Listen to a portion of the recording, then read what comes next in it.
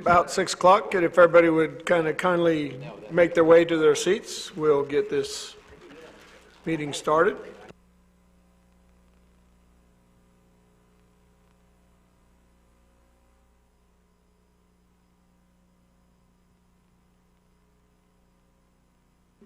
Verizon tells me it's 6 p.m.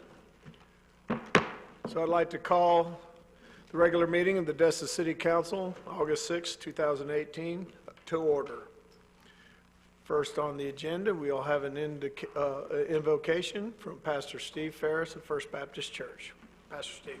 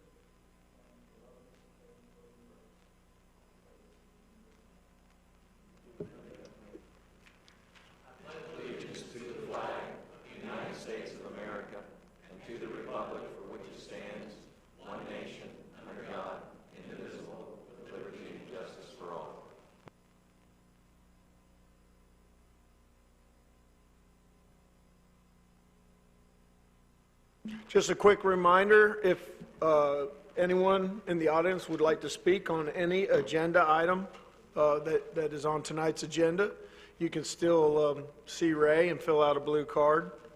If there's anything that you would like to speak about that's not on the agenda that's a concern to you, Ray has a yellow card and will give you an opportunity to speak as well. So with that being said, the first item is for agenda approval. Mr. Mayor, I'd like to take item A on the public hearings and move that to the next meeting. I've discussed this with our city attorney, and he can give us an explanation on that. What number are you? 5? First reading of ordinance 1815 LC, wheeled vehicles. That'll be the item number 5, public hearings. Yeah, I'm sorry, item 5, public hearings. Item A, the first reading of ordinance 1815 LC wheeled vehicles on the beach. Mr.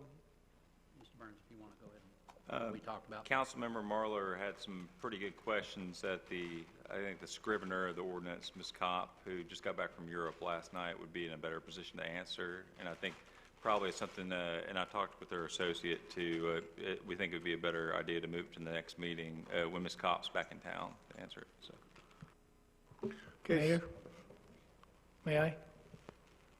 Go ahead, Ray. If you just pull it, there won't be enough time to advertise it for the 20th. However, if you continue it, we can, to a date certain. If you could move to continue it, then that would save the city some money and not delay it any further. I'll make that motion. We have a motion. I'll second that. And we have a second. Any discussion? I have another item to pull. Should we do them together or one at a time? Since they're making a motion to continue, I would do that motion first, and then. Any further discussion on the motion, the second? Seeing none, vote.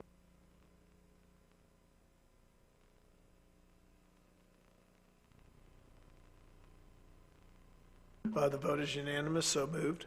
Ms. Ramswell. Yes, I'd like to request that item 7I under the land use attorney be moved up to the front tonight. We have attorneys that have traveled a great distance to be here, and it would be helpful for them to address this sooner. I'll second that. Okay, so we have a motion to move 7I up front in front of A, and we have a second. I would like to see it moved up at the top of the meeting somewhere. You said before A, but like maybe after public comments, perhaps? Yes, let's do it after 3, because we have some other presenters here that are already on the agendas. If that's good with everyone, we'll do it. Yep. We'll do it after item 3 and before the city manager's report. That works. So we have a motion, a second. Rodney, did you want to say something? I have two items that I want to talk about on the agenda as well. I don't know if we didn't put this with this motion or, Let's go ahead, we'll just go ahead and vote on the motion, the second, and then I'll recognize you in just a second. Go ahead and cast your votes.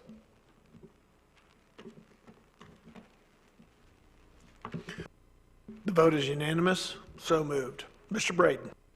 thank you, Mayor. I'd like to pull item 4E off tonight's agenda and also 5B off tonight's agenda. I'd like Ms. Kim Cobb to be here as well. Why? 5B. 5B.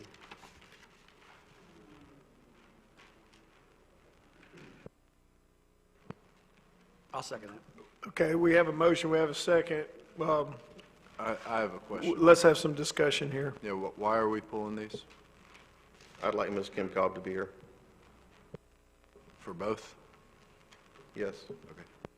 And regarding 5B, Ray, is it the same notice issue for that one? Would that need to be continued, or would you be able to get okay, could you split it up into two separate motions and pull one item, or at least continue it indefinitely to the next meeting? Or are you continuing both of them, Mr. Braden? Just continue to be fine. All right, so we already had a long agenda. Boy, y'all are really scrolling this thing up for me. Let's vote on the first one, Mr. Braden, which was you wanted to remove 4E off tonight's agenda. Huh? Oh, to continue to the next meeting. And 5B. All right, we have a motion, we have a second. Any further discussion on that? Do we need to separate the two again? No, they're both being continued to the next meeting, so that deals with the notice issue in the newspaper.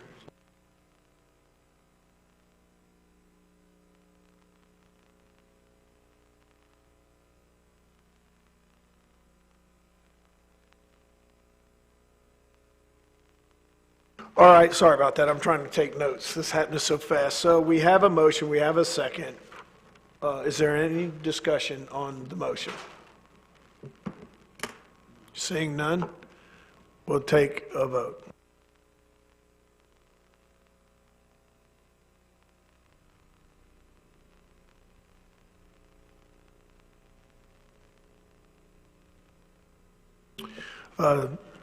Seven zip, ayes have it, so moved. All right. Mr. Destin. Thank you, Mayor.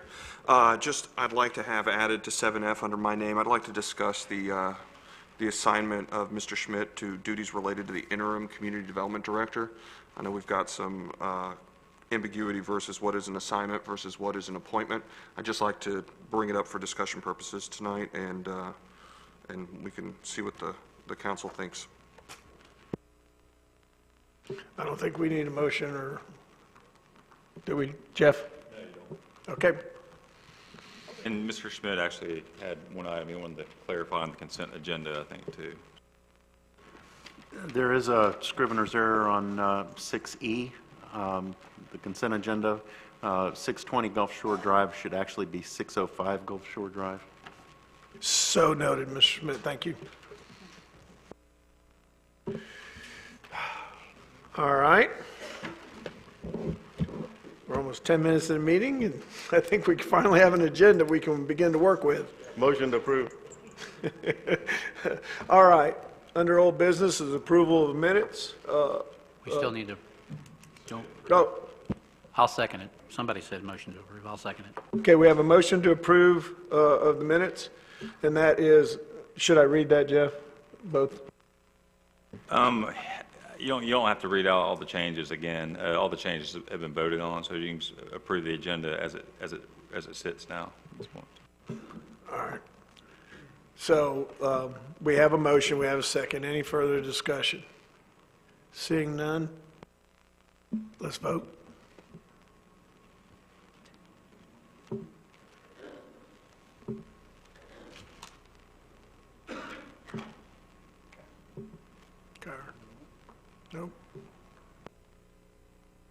The vote's unanimous, 7-0, so moved. Now we'll go under old business, approval of minutes of July 16th, 2018, council executive session. Do we want to do those separate, A and B separate? Yeah. Okay. So under item 1A, approval of minutes of July 16th, 2018, do I have a motion? I'll make that motion. Okay, we have a motion, we have a second. All in favor? Unanimous, so moved. Item 1B, approval of the minutes of June 11th, 2018, City Council Workshop. I'll also make that motion. Second. Okay, we have a motion, we have a second. Any further discussion? Seeing none, let's vote.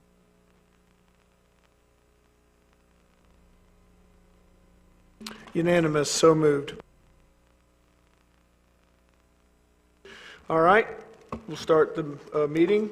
Under item number 2, proclamations, recognitions, special presentations, and announcement. We have a couple tonight. So first, we're going to start with a presentation by Structured Parking Solutions, LLC. You may approach the podium, sir.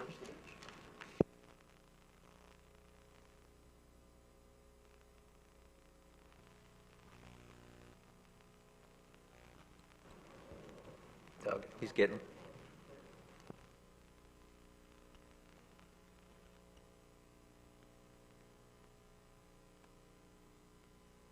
Push it one time. Got it. Got it. Thank you, Mayor. Thank you, City Councilman. While the slides are coming up, we were responded to an RFP seeking assistance with parking and other transportation measures around the boardwalk area, and we responded, and the selection committee asked us to put together a brief presentation describing our team and our general approach if you approve us to go forward tonight. So the team leader, our company, Structured Parking Solutions, who are we? We're a Pensacola-based company. Structured Parking Solutions specializes in parking and transportation consulting, design, development activities, development of management systems, development of mechanized parking programs, and financing maneuvers for those types of improvements. It's not uncommon for municipalities and our clients to have a complex scope of services that include measures beyond our company's capabilities. So we have experience forming larger teams that include other professional companies that pick up the gaps that we cannot fill. In the case of your RFP, we recognize that, and we brought on other companies as part of our team to fulfill certain services. The team that we put together, or I should say reassembled, is one that we've used before in the region for other complex type projects like the one being proposed here in Destin. To catch a few of our major team members, we have others that we would infill at certain times, but some of our major team members include, other than our company, Structured Parking Solutions, which would provide the consulting and design and lead the team. We also have Volkert Engineering. And many of our team members have representatives here tonight, so if we get into additional questions, we can bring them up. But Volkert Engineering started out as a local company. They're now worldwide and a very pronounced transportation demand management engineering firm. They also are providing civil engineering and other disciplines for this project. Lanier Parking, based out of Atlanta. Lanier is a U.S.-wide parking operating company. They also handle post-construction maintenance, and they also handle shuttle activities if those come into need as part of this project.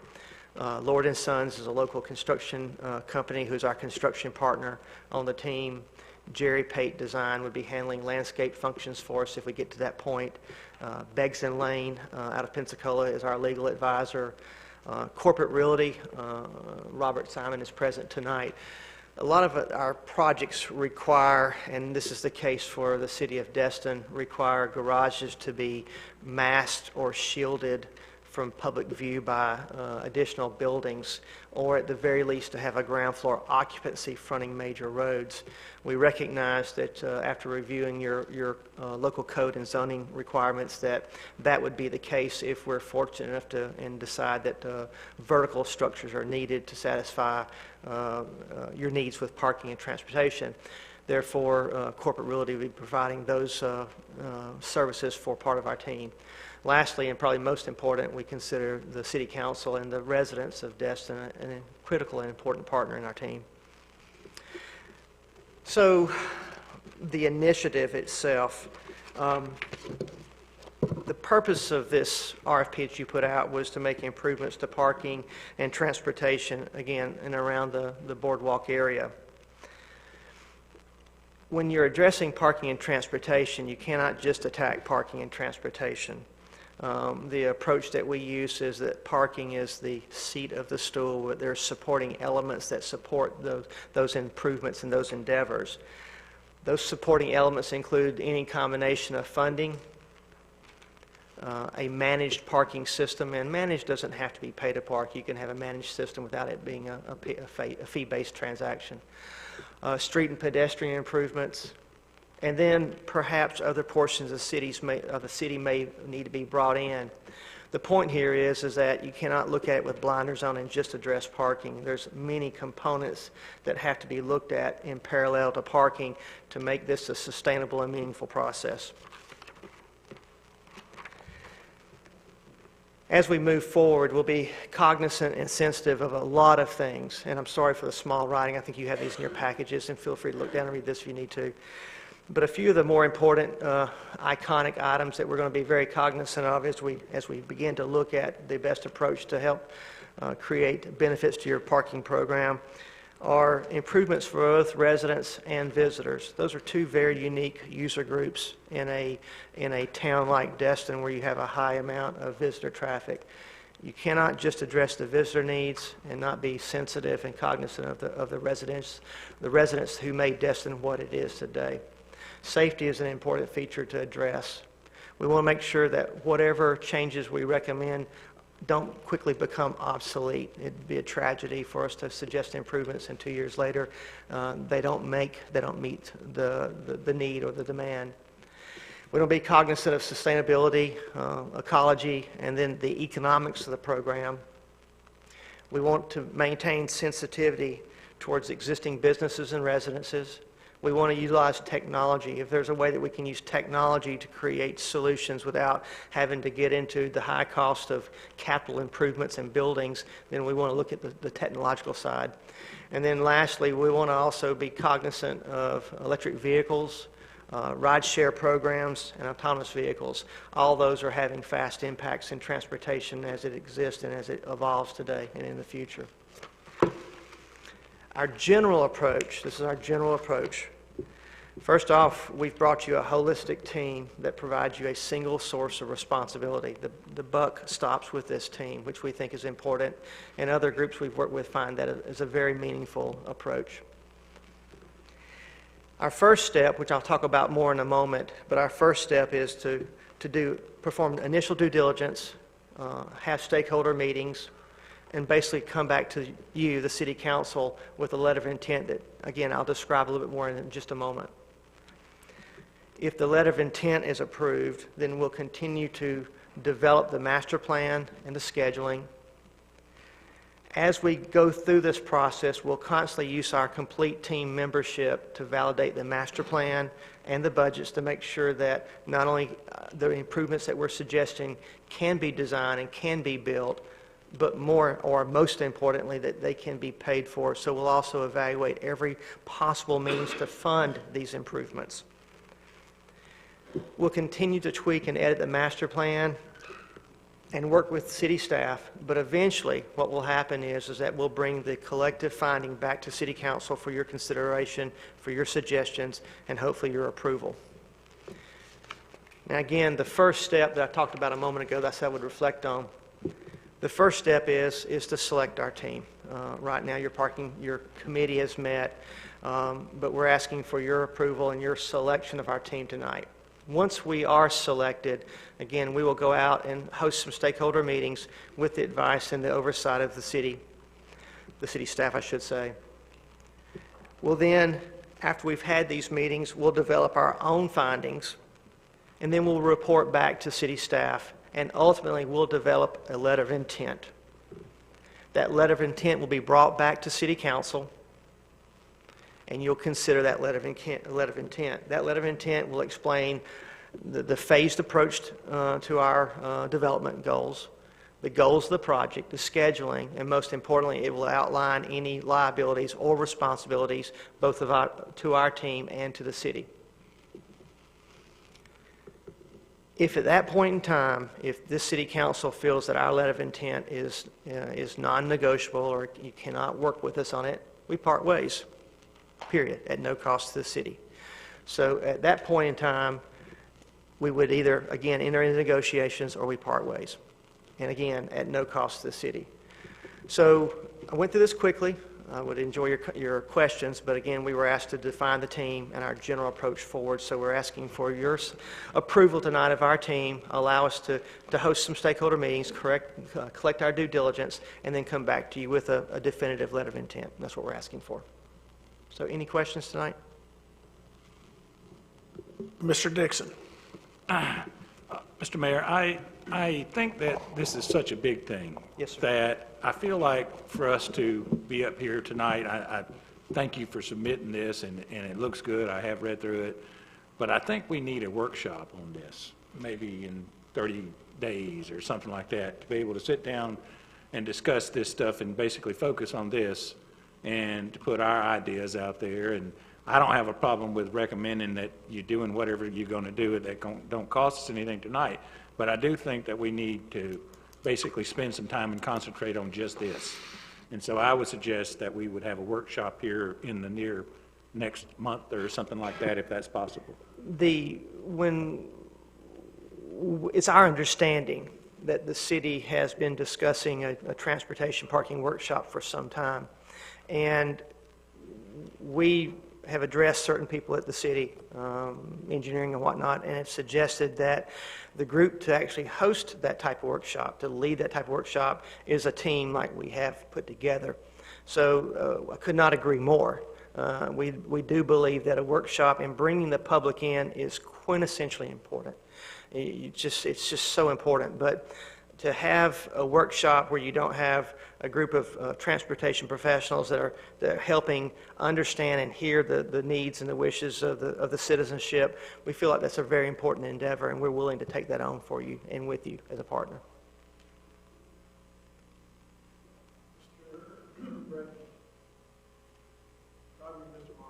Mr. Marlin.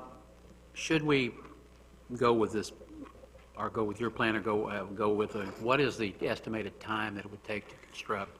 Because here's our situation. Right. You only have like 4, maybe 5 months of really downtime. Right.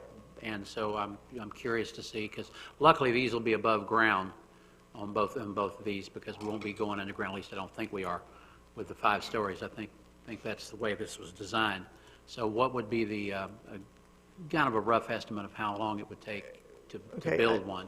I don't want to be presumptuous in this meeting, because we haven't had a chance to legally and formally meet with the city. Right. and all the stakeholders and whatnot. Actually, based on your experience. Right. Is what I'm looking at. Let's, hypothetically speaking, the fastest that we've developed vertical parking, we had a project in Alabama where we developed a 900-car garage. We actually built it in 6 months. Built it. Now, it had to be designed first. So you're typically looking at a 12 to 14-month process to physically design and construct a building, if you will, a parking facility, if that's what's decided is what's needed. There are, in many cases, a lot of other improvements that can be made in advance of going vertical that could have positive impacts on systems like what you've got. So I think there could be several things that could be done within season of next year, if that's what the direction you were going. I'm not going to mislead City Council. I doubt very seriously at this stage that if there are vertical improvements that are approved, garages that are approved, or a garage that's approved, it's not going to be standing by season of next year. I'm not going to mislead you and tell you that here. Yeah. Yes, sir. Ms. Ramswell? Thank you. Hey, So a question, and I'm not sure if this is more properly directed staff rather than you, but whomever. The west garage plans on here, it looks like we're looking at Seibert at Zerby. Does the city own that entire piece of property? So your RFP required the submitting teams to look at city-owned properties and to give forward-looking visions of what might happen on those properties. We took a very blindsided approach, Councilman, and we looked at dealing with only city-owned and controlled property and what could happen. So yes, ma'am, the west site is fully contained on property that is owned today by the city, as well as the east side as well. Okay, terrific. And so obviously the city issued this RFP and you responded, and Yes, ma'am. so are those the only entities that are involved? What I'm getting at, I guess I'm confused because in the packet is actually a letter to a local developer from one of the adjacent property owners giving permission So, to use. yes, ma'am, let me And I'm explain wondering that. why. The west garage is at a very low elevation as compared to 98. And one of the quintessentially important things about doing any kind of parking expansion is making sure you have safe and convenient pedestrian passage from the intended place of business where they're going and where they're parking. Our team immediately recognized something very interesting about that shopping center where McGuire's is. There's a breezeway in the middle of it. And we did some research at our own accord, and we realized that that breezeway was actually set up years ago with the anticipation that there might be parking behind that shopping facility where McGuire's is. So we took it upon ourselves to verify with that building owner that they would be amenable to allowing pedestrians to traverse from that garage through an elevated crosswalk over Zerby, through that pedestrian way, and that gets them heading right towards the boardwalk. And that letter was just simply just show proof and evidence that we went to that, that stage of effort at this stage to assure the city that there could be pedestrian access through that building. That's what it was about. Okay, it's just confusing because instead of it being addressed to you or the city, it's addressed to a local developer. Well, all right, so I'm not an attorney, but as I understand it, that letter is a letter that is from the original developer. It's between the original developer and the person that owns the building now. And it just assures that the original developer had access to that breezeway, an easement, if you will. So that's why it's written in 3 different people and not directly. It's addressed to us, but that's why it has the multiple entities on it. It's a very old document. Actually, it's dated April, and I don't want to belabor because this right, doesn't, but right. it's April 27, 2018, and y'all aren't even on it. So, but anyway, I can take that up with staff Okay. or something later. I was just curious because it seemed strange that it Well, would have the been addressed intent, to you. I don't have the document from it, but the intent is that we've obtained authority to allow people to go back and forth through that building if there's a garage constructed to the north. That's Great. the intent. Thank you. Yes, ma'am. Mr. Marlar? I'll try to clarify part of that, since I was on the council when we initiated the boardwalk Thank and all you. that. Kind of, sort of, was kind of, when we did the easement agreements on the boardwalk, we kind of, sort of, in a way, promised that we would pursue parking garages at the time, which is what we've been trying to do since we opened it up. And we approached several property owners at that time to see if they were willing to give us, use accesses and things like that to be able to accommodate the parking garage at the lower end, Okay. where that one is at. And I'm hoping actually we can go more than 5 stories, but I think we're barred by that on our ordinances for 5 stories. Right, you are. But that was the thing. There were other property owners involved too, and 2 other sites that we were looking at that didn't pan out, but that's one of the reasons for that particular piece of property being asked about. Thank you, sir. All right. Any other comments? So basically, just to remind everyone, this council requested the RFP to be put out for people to come and bring for a bid of this type, which is what's happening today. Yes, sir. I thought it was extremely well done and professional, which I wouldn't expect anything less. I'm kind of familiar with your parking solutions that you're working with Walton County right now, developing their long-term and short-term parking needs along 30A corridor, and I've attended your briefings on those, and it's pretty impressive. And they've got just as many challenges as we have, and I'm impressed with some of the ideas that you've come up with. Thank you. One of the things to answer, Tuffy, to you is during his presentation, if we select these guys to begin the process, one of the first things they're going to do is hold a public outreach, which kind of falls under the workshop idea. So I just wanted to kind of point those items out. And I see that you'd like to speak, Tuffy. Go ahead. I was just going to mention just basically what you said. If we do choose them tonight to go forward and go the way that it's not going to cost us anything, if we see we can't do it, then we will have a workshop. So as long as we have a workshop, let all the people come together that this would affect, then I certainly, don't have a problem with that. And if I remember correctly, by watching what you guys did in Walton County, you had way more than just one. You had a lot of public interaction. We cannot overstate the public's need to be involved enough. Right. You have to. Yes, sir. Mr. Morgan. Thank you, Mayor.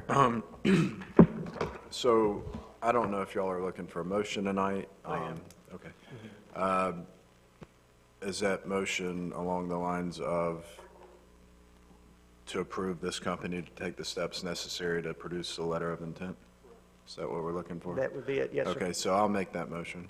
Second. I'll second it. Okay, and then one last thing before, I'm going to need to know how this is going to be financed. Our parking lots, I think, have generated maybe 20 grand this year. So I'm going to need to make sure that the ad valorem tax dollars of the Destin taxpayer won't be footing this bill.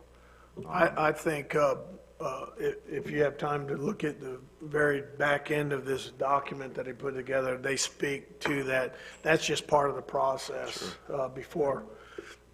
They're not going to work for free. Sure. And we're not going to do anything until we see the cost as well. Exactly. So we have a motion, Chatham, by you to, Real quick, Mayor, could the motion, can you tack on to bring the letter of intent back to the next meeting for council approval, so you've had a chance to look at what exactly they're proposing in the letter of intent before you actually approve of the company? Yes, sir. If with all due respect, our liaison's been appointed to the team as your engineer. What we'd like to do at our own expense is have some initial meetings with the help and the advice and the direction of the city staff, and then let us get our arms around some real qualifying points to put in a LOI. So I'd rather not have I'd love to think we could be back at the next meeting, but I hate to be under that time frame. We'll be back as quickly as possible. I would think you meet every 2 weeks, correct? I would think within the next 4 to 6 weeks, we could definitely be back with some meaningful information and the LOI at that point. and I think Chatham's motion pretty much covered Okay, it. We're not to the LOI I didn't want to stage. mislead the city thinking that we'd be back in 2 weeks. I can't promise that. I understand that. Ray, would you like to read that motion back real quick? I was going to ask a question if the motion was to enter into agreement with the structured parking solution. Is that it? We're not entering into agreement. I think I seconded a motion that just simply selects them as a potential party, which gives them at least, I think, the confidence to go pursue the stakeholder meetings and prepare an LOI. Correct. Yes, sir. And just write that, select structured parking solutions to make it formal. And we had a motion by Mr. Morgan. We had a second by Parker, Destin, Destin. could you repeat that? Your microphone was not on when you read all that. That I'm sorry. way, it's nice and. Okay, on the record. so it's just, well, I mean, I'm the second on this. I don't want to, I'll have to get his approval at the end of this, but it was simply selecting Structured Parking Solutions as a potential partner for some parking solutions for us, and giving them the confidence and the authorization to go forward with a few stakeholder meetings and then prepare an LOI to bring back to the council. I'll second that. There we go. I think we're a little bit out of order, but let's just stick with that for tonight. Nobody's going to object. So we have a motion. You got it, Ray? Ray's got it, and that's all that matters. We got a motion, we got a second. Any further discussion? Seeing none, we'll call a vote.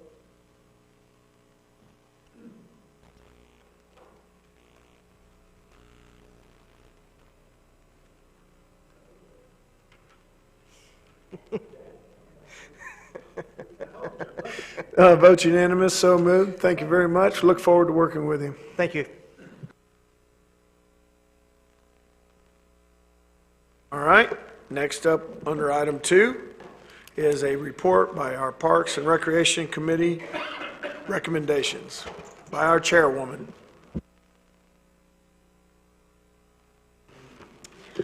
Good evening. I'm Therese Hebert, chairwoman of the Parks and Recreation Committee.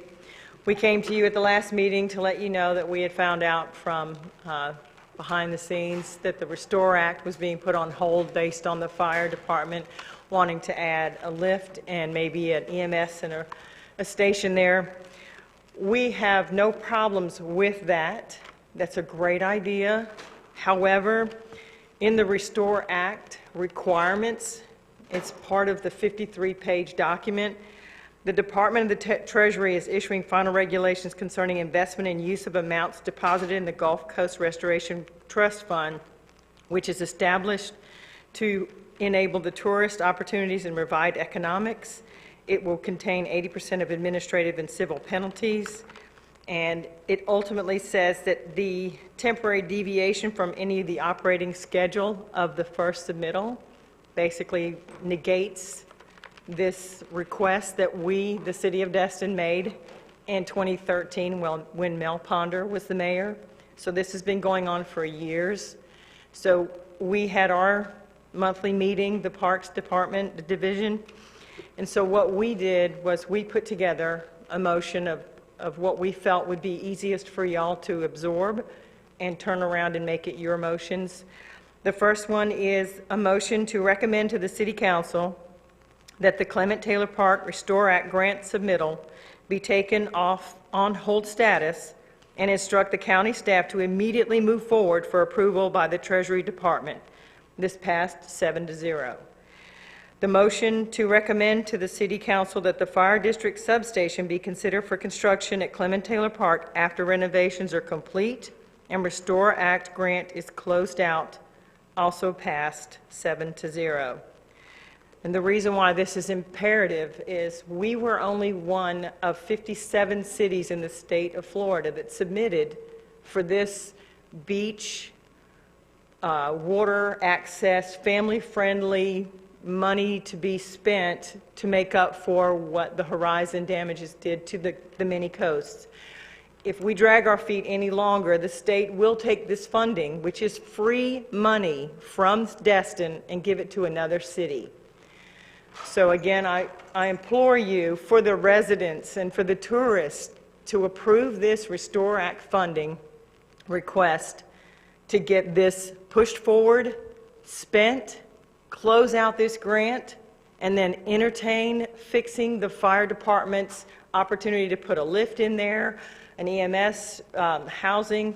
We don't have objections to that. We just don't want to muddy the waters and lose this free money that we have been for years going after. And that's why we, like I said, want to make sure you understand that for the fire station to come up with this 5 years later, okay, maybe it's only just become imperative to them, but the point is this is free money.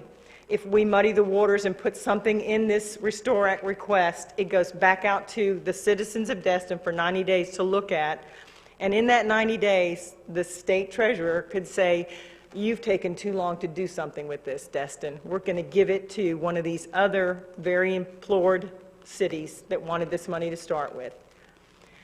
So based on that, that is our recommendation to you, and I think that the citizens of Destin would appreciate a nice, beautiful park with a miniature beach and recreational area for kids as well as tourists, and it will be part of the Harbor Walk sidewalk that is going to be done with a second set of free monies that would draw that crowd on the sidewalks from Harbor Walk underneath the bridge around to that park and beach area. That's those two. And then our third committee requirement or request for consideration, it was a consensus by the committee to recommend to the City Council that when the Joe's Bayou Recreation Area is expanded, to authorize the addition of an on-leash dog-friendly area. And that's because when boaters come back in boating, they need to let their dogs at least, go somewhere and do the bathroom because they've been out on the water or whatever. And, we've talked to many people that have pets. Everyone always has their own garbage bag. It's not like we're trying to set up a pet poop area. We're just trying to give people the option at Joe's Bayou to have a dog on the leash or a pet on the leash when they come back in off their boating. And right now, that's not authorized. So the first two are very important. We need to make a decision on that as soon as possible. The third one is for down the road when the Joe's Bayou expansions are being taken care of. With that, any questions? Ms. Ramswell, you're first. Great, thank you. Mr. Burns, can you clarify, does this, because it is also the Restore grant, does it fall under the same grant structure as the one for Royal Melvin Heritage Park, and that we're not in danger of losing it, that it's essentially been awarded? And It does. The only way you could ever endanger the money is if you change the plans up to such an extent that they didn't meet what was done on the front end. But the timing of it, from what I was told by the county who submits the application, is we have somewhere between like 8 to 9 years to actually get our application in. Now, we're going to take 8 to 9 years, I think, for y'all to get that done. But I was told that y'all have a long time to actually on the timing of this.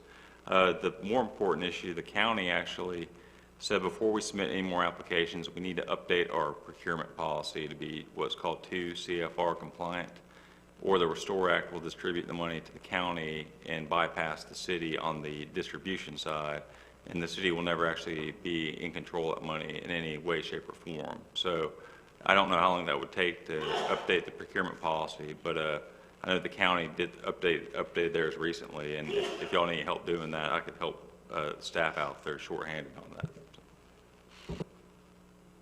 so if I'm hearing correctly, then we're not in danger of losing the money for the park? Right. We have time to do the procurement to change where we will get the monies versus the county. We have Right. time to do that. Right, Yes, ma'am. but the grant's not in danger of being lost. It's a matter of who's going to be controlling the money once it comes in. At this point, So- yes. Yes, Right, ma'am. so we need to, staff, can someone say whether this is something that's already in process? Are we working on achieving this 2 CFR status? Yes, we've actually been working on our procurement policy to make sure that it's fully compliant. Excellent. So what is the next step then? Is it certification, or is it just once it's done, it's okay? We, once we finish, basically bringing it up into compliance, obviously we have to evidence that, and we'll show them that it meets the standard, and we are 2 CFR compliant. Okay, thank you. Mayor. Mr. Destin. No, Rodney, you're next. Yeah. Okay. Thank you, Mayor. Do we know if this, have we checked to see if this fire department is in compliance with our comp plan, LDC? I don't know if it's in the comp plan. I'm not sure of that. Would you know that with the city? I'm not sure I understand the question, I'm sorry. I mean, putting the fire department there in the park's not violating our comp plan or LDC, is it? Yeah, I think we'd have to obviously make some changes to it would probably qualify as a, under the, it wouldn't qualify as a recreational use, but we probably have to make some changes to the zoning or the And what about the D district of that park? Is that Do we need to look at that as well? The deed history? I don't think And it's that would, still that takes city. some, we don't know, I don't think there are any deed restrictions, but we'd have to look into that. Okay, thank you. Another factor to consider, the county told me if we did make changes and they actually were approved, the amount of money we're going to receive is not going to change. Like, that number was set, and so that they're not going to give us more money than what was approved of on the preliminary process. So I don't know if the fire department plans on funding the construction of the building or not, but that's something to keep in mind too. I don't believe more money will be coming in to build additional structures. It won't. And it also states in here that this Restore Act funding is being provided for promotion of tourism in the Gulf Coast region, including recreational fishing, and to promote the consumption of seafood harvested from the Gulf Coast region. So nowhere in there is talking about anything but, you know, it being a beach, being able to fish off of it. So it's not asking that it be a safety zone as well. So that's why I feel like it would muddy the waters, and our team felt the same way. Let's just get this money and do this park with the Restore Act funds, and then do the fire station on their cost anyway in the end, after this is all done and we've cleared the grant money and gotten the money for free that we've been waiting years to get. It's been 5 years, sure, we have 5 more to go, but do we really want to keep dragging our feet? We have so many tourists that are now looking for free beach areas, and they're having to go all the way to Henderson because there's hardly any beach now, so. Parker? Thanks, Mayor. Yeah, the 2 CFR thing is the thing that jumps out in my mind. I'm going to make it abundantly clear, so I'm going to make a motion that Mr. Farmer and Mr. Burns get together, and by no later than the first meeting in September, I want to see the 2 CFR compliance updates to the procurement policy that's ready for us to vote on. We have a motion, I'll second that. and we have a second. Any further discussion on that motion? Mr. Dixon, I'll get to you in just a second. Let me clear my thing. Seeing no further discussion, let's take this to a vote.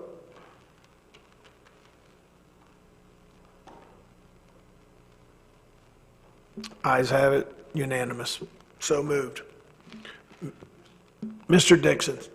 I don't know if Mr. Braden was asking just a little bit ago if the zoning would, but if it was proper zoning for a fire station.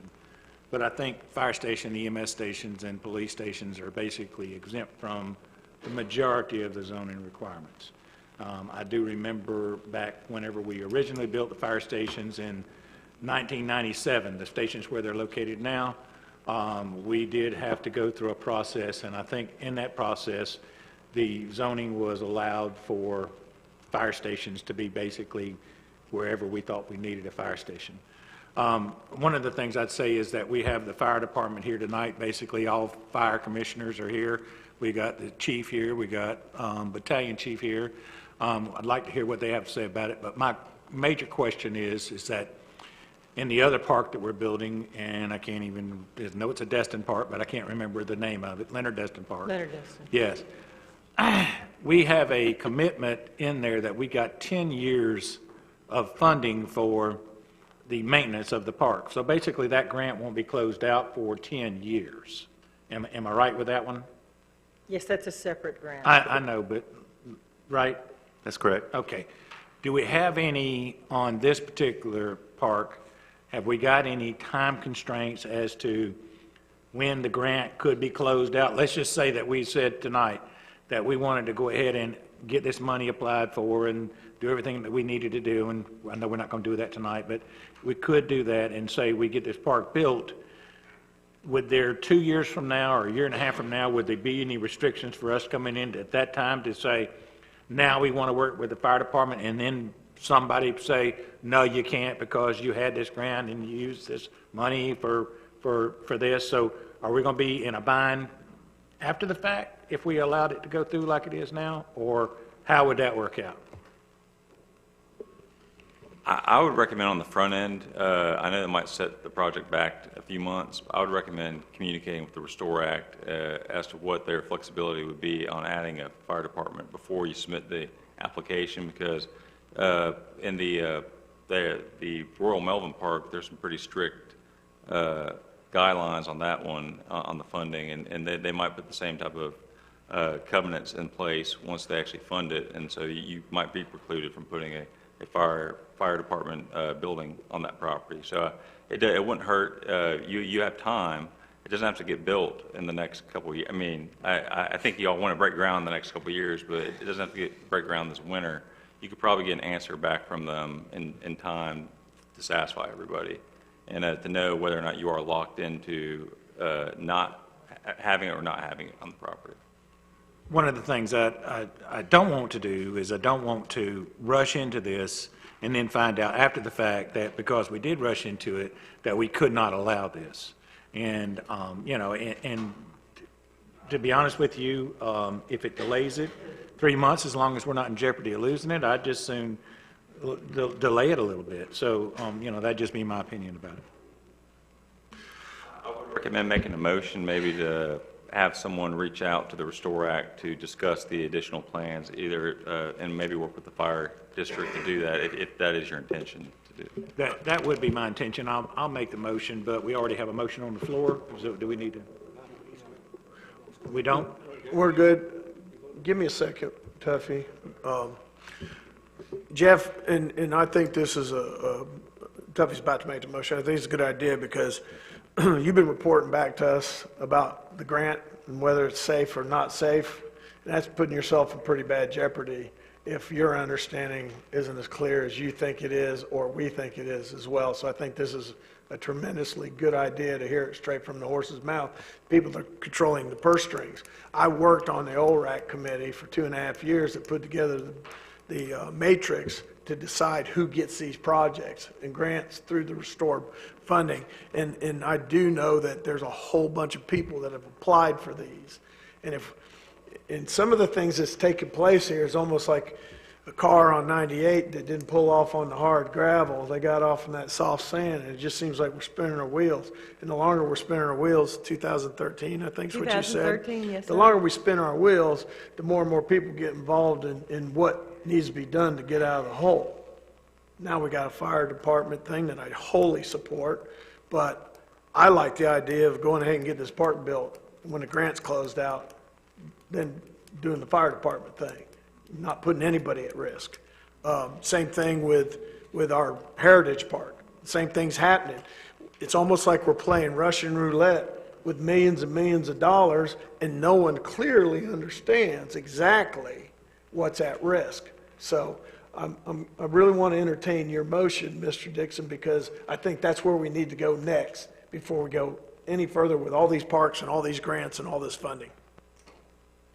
Okay, I'll go ahead and make the motion then. I would make the motion that we would ask our city attorney, our city land use attorney, to discuss the possibility of allowing a fire station to be built on that property and finding out whether or not that would, one, whether they would prefer, if we were going to do it, if we would do it up front, or two, if we did close it out, would it be possible or legal to, at that time, to build a fire station on that particular piece of property?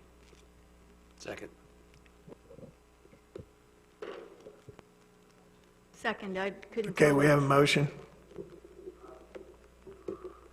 Skip's got a second. Ms. Ramswell.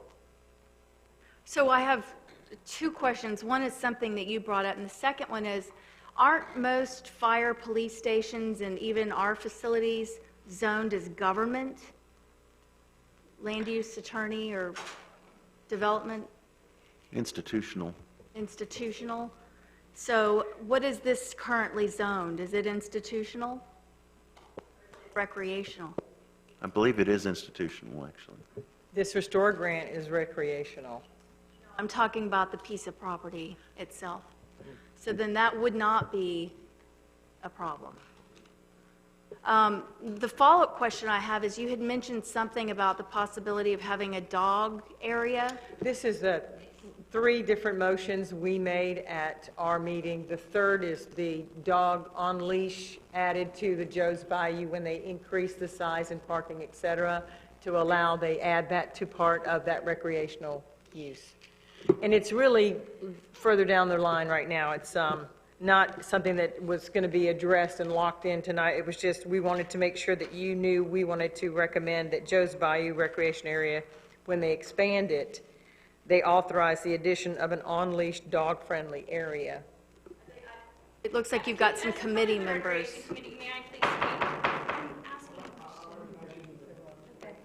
My question was if that's, I mean, it's something that we could certainly talk about. I don't know that it requires anything additional at this point, but I think it's an interesting idea, and I know I brought up the idea of something similar over where we're doing Joe's Bayou Right. as well, when we do that concrete part, the old concrete plant.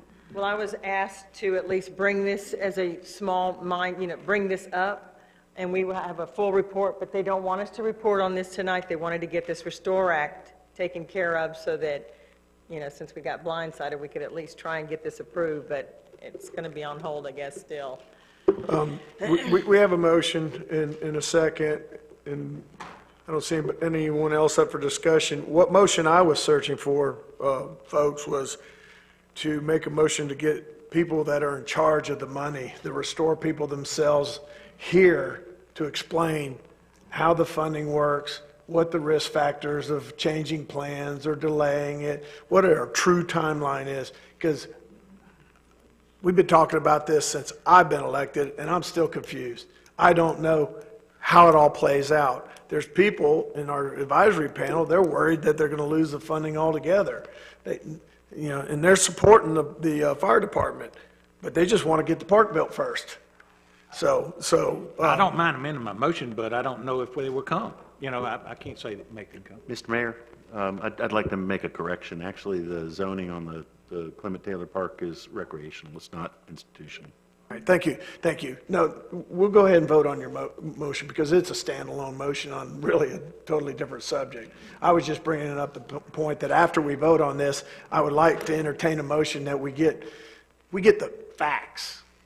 So nobody's confused, and we get the facts from the people that will actually either are writing the grant or processing the grants or granting the grants or are going to write the checks to the city of Destin when the time comes.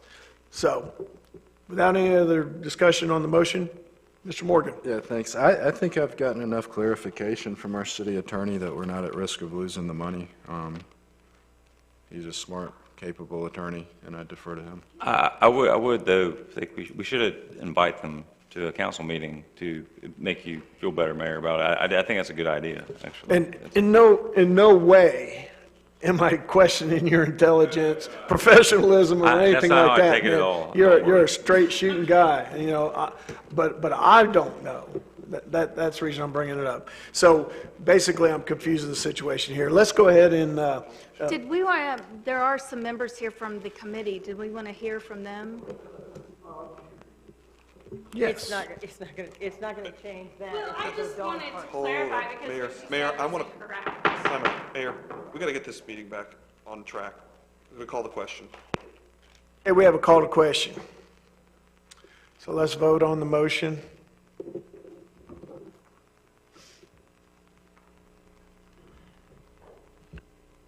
Ayes have it, unanimous, so moved.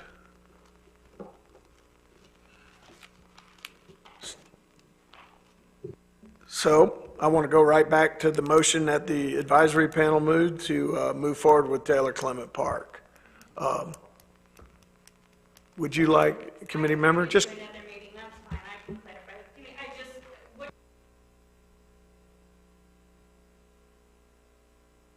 committed to you all, or we voted on park okay, recreation. it's not going on the record, so, Can she not speak during the public comment period? yeah, why don't you just speak during the public comment period? It'll be after the next item, ma'am. Yeah. And you'll have 3 minutes to explain yourself, or the process, okay? And I'll give you that opportunity. Okay. So, I guess nobody wants to make a motion that we get a representative from the Restore people? I'll be glad to make that motion, that we'll get a representative from the Restore Act Committee or whoever would be making the decisions as to whether or not this would hold up this money to, I don't know who that would be. I think it's Jane Evans. Okay, Ms. Jane Evans to come to the most convenient, the meeting to where she could make it, the first meeting she could make it, please. Yeah. Okay, we have a motion. I'll second that. Second. We have a second. Seeing no further discussion?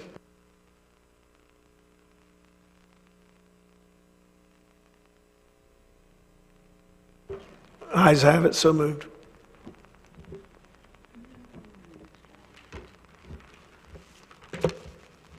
All right. Shep has been waiting patiently for his turn. This is under item 2C, the electric franchise counteroffer.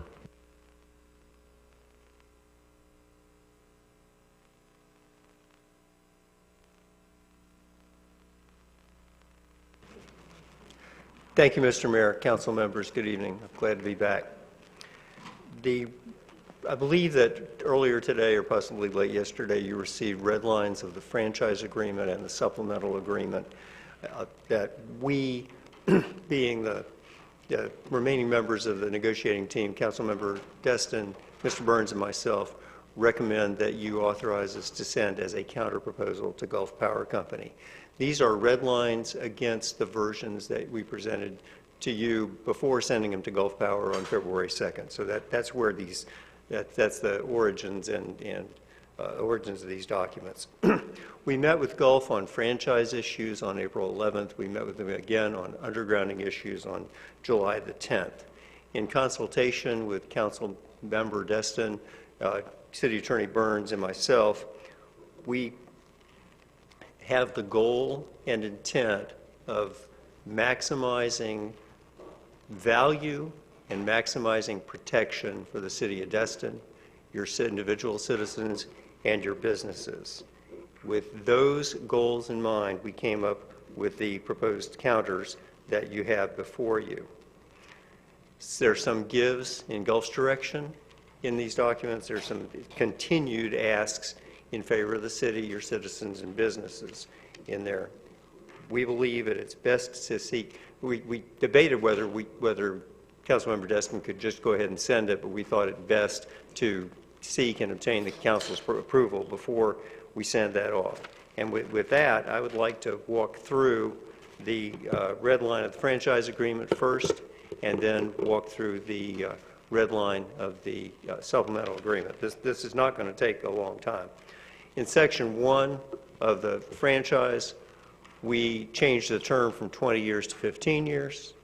We changed the vesting period of the city's right to purchase from 5 years to 2 years. In Section 4, we kept the franchise fee rate ask at 6%. We added language to commit to the citizenry that we would designate, earmark, anything greater than the current 4% rate to go for undergrounding utility lines. In Section 6, we included a provision that would accelerate the right to purchase, even if it were short of the 2 years, in the highly unlikely event that Gulf Power were to breach the franchise. I've been working energy in Florida for pushing 39 years, and I've never, 38 years, I've never seen a utility breach franchise agreement. So this is highly unlikely, but nonetheless, it's a little extra suspender protecting y'all just in case something unexpected happens. In Section 10, and this was a give in favor of Gulf, we deleted language that would have clearly expressed and had Gulf agree that we would have the regulatory power that we would otherwise have in the unlikely event that state regulation of public utilities in Florida were to be repealed. The city, generally speaking, and this was actually true in Florida until 1953, I think, when they enacted electric regulation, cities, as an exercise of the police power, had the authority to regulate rates. That became unbearable for the power companies in the early 1950s, and that's how we got the Public Service Commission, which is formerly the Railroad Commission, the authority to regulate rates. Anyway, we took that out as a give to Gulf Power. And that's really the changes in the franchise agreement. The supplemental agreement, in Section 1A, we added language that would require Gulf to give us, in common language, give us the best deal they could give us consistent with what the PSC has approved for any other utility in Florida, including maximum credits, maximum debits against the cost, and any value that we could get in terms of technologies to be used in undergrounding. And 2B, in section 1B, we deleted the flat rate price ask, retail rate. The flat rate price ask for the undergrounding project was $54 million, and we just took that out. In section 2, we deleted the overall retail rate cap that we had included in the last version, but we kept the proposed protection against potential cost overruns associated with the Kemper project and Vogel and hypothetically any others that we asked for before. There's some somewhat arcane legal reasons for keeping that in there, but and I'm happy to explain them to you, but the bottom line is it's protection for Destin. There are potential ways that Gulf and Southern could try to seek those costs to be recovered from all of the Southern operating utility companies.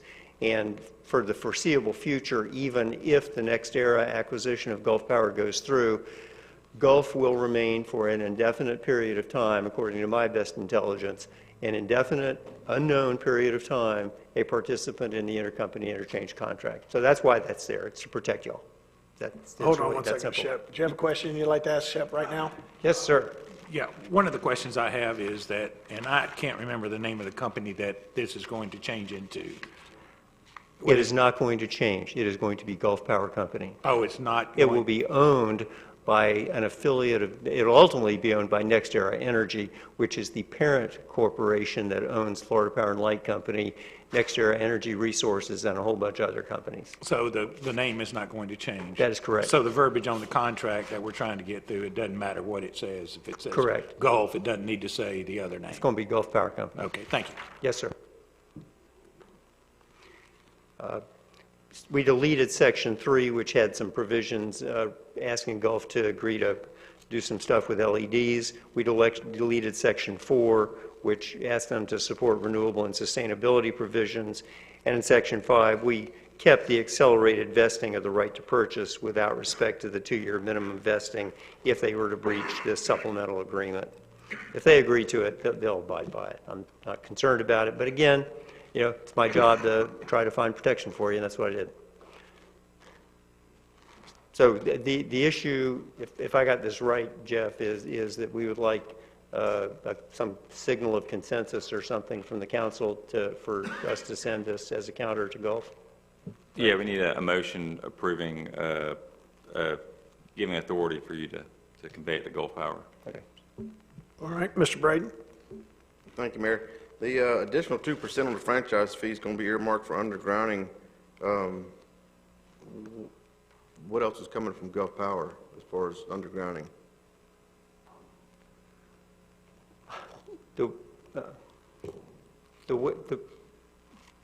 Quickly, and again, I can give you more information than you ever want about undergrounding and formulas and how it all works. In the simplest terms, if there's an undergrounding project, and let's just say it costs $50 million to actually go put the underground lines out there, there is a formula that is prescribed by the Florida Public Service Commission's rules that says you start with that, you take off certain items, the cost of equivalent overhead, avoided storm restoration costs that that the utility is projected not to have to incur as a result of having power lines underground. They don't get blown over. You can have a washout, that's a bad thing, and that can be considered. Operation and maintenance cost savings also gets deducted. There's a net book value of what's removed that's added back in. Cost of removal is added back in. And bottom line is you come down to some number. And let's say you come down to $25 million against that original $50 million.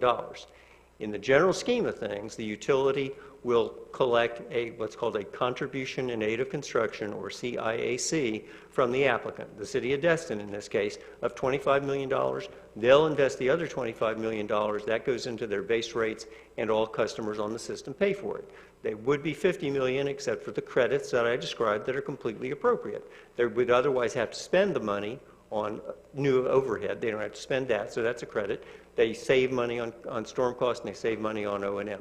Those are credits, and you get down to 25 million. So to answer your question, what's in it from Gulf, it would be, in this simple hypothetical, would be 25 million they would put in.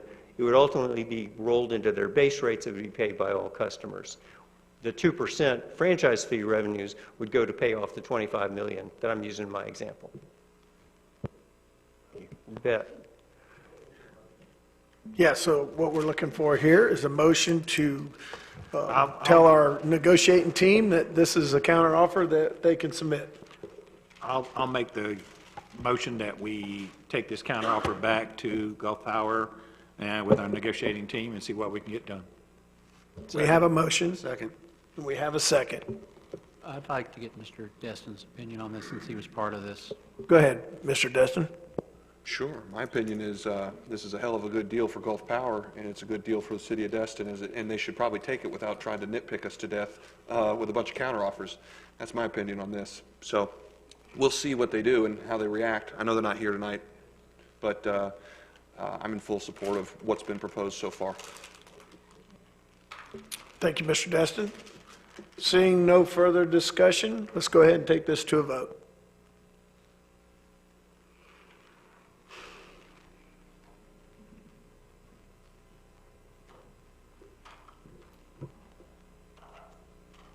Vote is unanimous. Ayes have it. So moved. One last thing. Yeah, one last thing. So given that we are under the time constraints of a franchise agreement extension that's going to expire in September, and given that we only meet twice a month, rather than coming to you, if I expect some sort of counteroffer to our offer, rather than having to come back and forth to you to get authorization every time, is it within the desire of the council to entertain a motion that basically just sets up that I can explore various contract proposals being related to the governing body for consideration?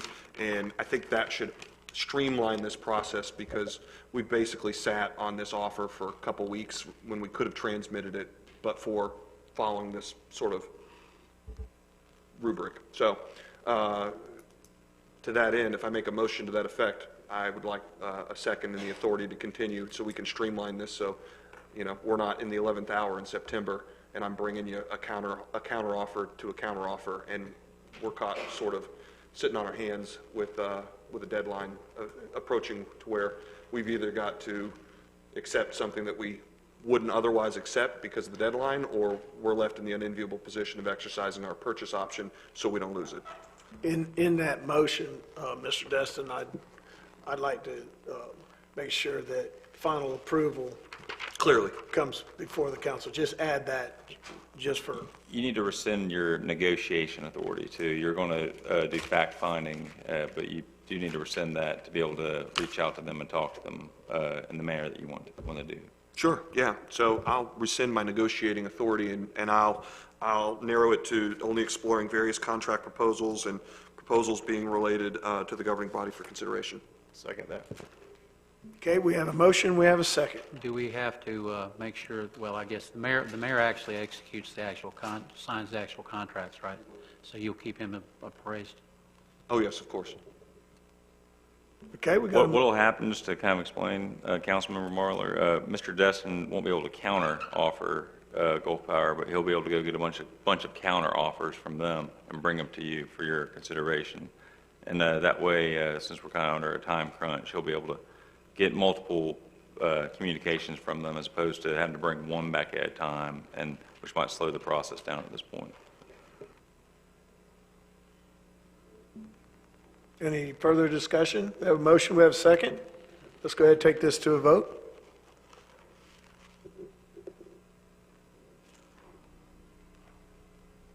Unanimous, so moved. Does anyone else have any further questions for Shep while he's standing at the podium?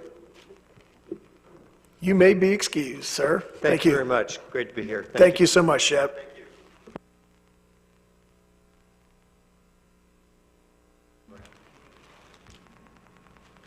I think if it pleases the council, that we'll go ahead and go through our public comment process, and then we'll take a break right after that. How's that? Everybody good with that? All right, well, we're going to enter into item number 3, public comment on agenda items that are not public hearings and any other matters not on the agenda. I do not have any blue cards, so apparently no one wants to speak about anything on the agenda, but I do have a yellow card. You might ask, because I think, I know. I'll ask when I get done with my yellow card. Thank you, Preble. Appreciate that. James Barnes.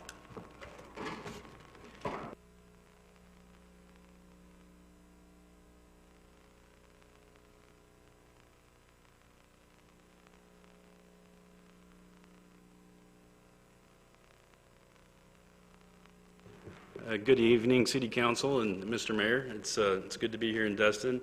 My name is James Barnes, and my family has owned property in Destin since 1995. And as taxpayers, a certain amount of those dollars are allocated to the City of Destin. What I am requesting tonight is that non-resident property owners be able to use the Joe's Bayou boat ramp without having to pay the launch fee.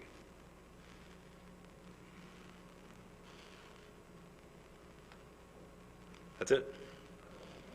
Non-resident property owners should be able to use the boat ramp without having to pay the launch fee to put in and take out. I don't believe residents pay, do they? No, Does no the resident- residents do not pay, but we have to bring up a registration for the boat and a registration for the trailer to City Hall to get a permit. I do that every year.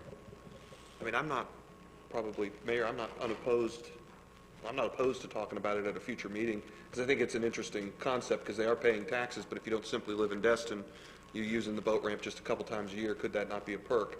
I mean, you said your parents own it, or do you own it? Yes, my mother owns the house.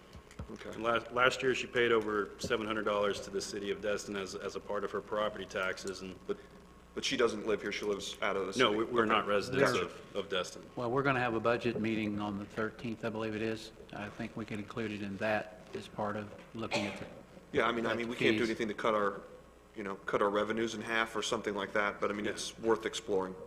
Mr. Johnson, would you like to jump in? Sure. I just want to clarify, the current system is that it is a benefit for year-round residents. So our year-round residents do not have to pay a launch fee.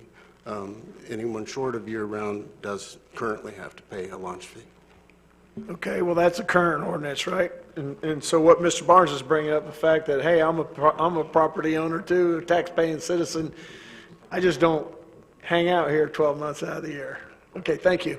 wasn't the rationale when we discussed this a couple of years ago that a lot of folks in this situation would rent their homes, and so the people that were renting here and were the full-time residents paid the fee and could use it? And if we allowed the homeowner that didn't reside here but actually owned the property to do it, then we were actually allowing two people for the same fee and the same property. Was that, do y'all recall that, or am I remembering things I incorrect? don't recall that, but the decal has to be affixed to the left side of the trailer so that when you pull into the parking lot, the attendant sees that. The decal has to be on the actual trailer. That's why you have to have the trailer registration and the boat registration when you apply for the sticker. Right, so a tenant couldn't have one, and then the permanent, or the owner who lived elsewhere wouldn't. That's right, just the property owner. His mom could put a sticker on his or her I'm not trailer. requesting for tenants, just for property owners and their immediate families. Okay, thank you, Mr. Barnes. We'll take that up for discussion. First time it's been brought up. Thank you very much. All right, I don't have any more yellow cards, and I do know there's some people that would like to chat, so we'll just take one person at a time. Go ahead, ma'am. All right. Sorry, before, it was a misunderstanding on my part. I was just gonna give these to you all and pass around because I thought they were supposed to be in your packet for our meeting last. So I'm Nikki Johnson. I'm also a part of the Parks and Recreation Committee. And so with all due respect to our chairman, I just wanted to make sure that the intent of this proposal is heard, because it is not something that needs to be pushed to the future, something that's not important right now, something we need to look at in the future. When we were discussing it, it was not originally with the Joe's Bayou. I said that would be a nice expansion. The point is that we do not have one single park in this town that's dog-friendly on leash. If you go around our town is extremely dog-friendly. Most of the most frequented restaurants allow dogs on their decks. The Harbor Walk allows dogs. Almost anywhere you go allows dogs, except anywhere that there's grass. Anywhere you would expect to see a dog in Destin, they're not allowed. And so you see a lot of our locals and visitors are going to go to some of the neighboring towns that do allow dogs. Fort Walton Beach allows dogs in their parks. Walton County is known as being extremely dog-friendly, but Destin has always been sort of anti-dog and anti-pet. A few years ago, we did build the Destin Dog Park, which is the probably most populated park in Destin. Anytime you go there, that park is full. However, there are some people that are not comfortable taking their dog and letting it off leash and letting it run. So we need somewhere for our locals and our tourists that can take their dog, take them on a leash, watch a sunset, have a picnic. And you can't do that anywhere in Destin except on the cement, the harbor, the restaurants. So my proposal is that at least one park in Destin be on leash pet friendly. So my recommendation was the Mattie Kelly Park and Nature Walk over there by Joe's Bayou, because it's not a very frequented park. It's not going to affect a lot of people to allow our tourists and our locals to take their dogs on a leash, watch the sunset, and enjoy some outside time with their animals. And we did say once Joe's Bayou is extended, we could extend that pet-friendly area to allow for the boats. And even Mattie Kelly with a short walk, you could walk over there. So we wanted to just propose to City Council to look at the pet ordinance and see if there's a way that at least one park in Destin can be on-leash pet-friendly. So again, this isn't a need in the future. This is an immediate need for our locals and our tourists that, you know, love their pets and want to bring them here. And that's all I have. Thanks. Thank you, Nikki. Appreciate that for bringing it to our attention. Anyone else would like to speak on any item? Chief?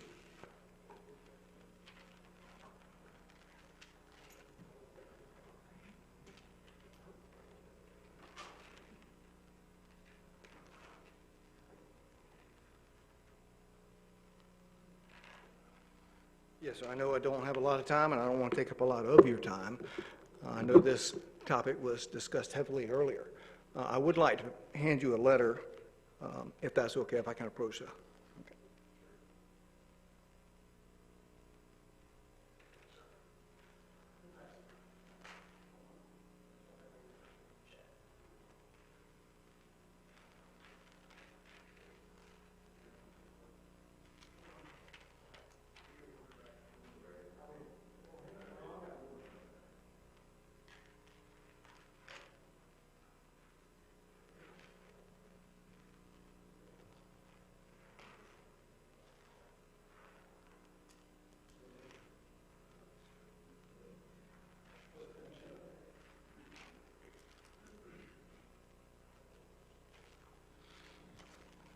As you'll see, this is a letter from the descendants of Clement Taylor.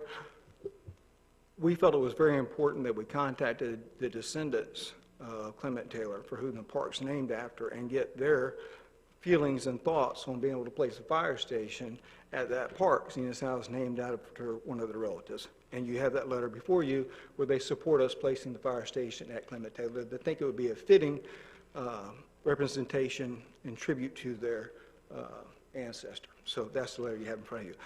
I'd also like to let the board know that us working on putting a fire station on the west end and at the park isn't something that's Johnny come lately or that we just did within the last week or two. We've been working on this for a long period of time. Commissioner Buckingham and I have been working with the city manager and the city staff for a long period. And he reminded me that we've been working on this for about 2 years to try to make this thing come to fruition. So it isn't something that just came up at the last minute.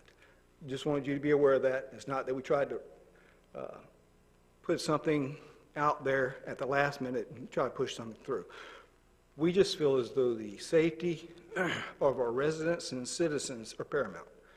And we've seen a over 60% increase in calls for help on the water in the last 3 years.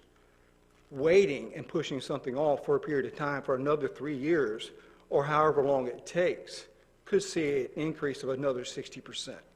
So we know that it's very important to remodel the park, but we also understand that the safety of the citizens to us obviously is paramount. So thank you. Thank you, Chief. You tell these people that signed this letter we're going to be wanting to talk to them.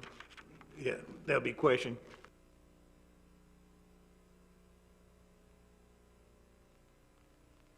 All right. Does anyone else in the audience like to chance to speak on any issue, on or off the agenda? Seeing none?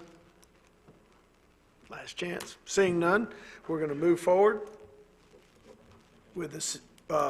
We're going to move forward with our 5-minute break, just like I promised.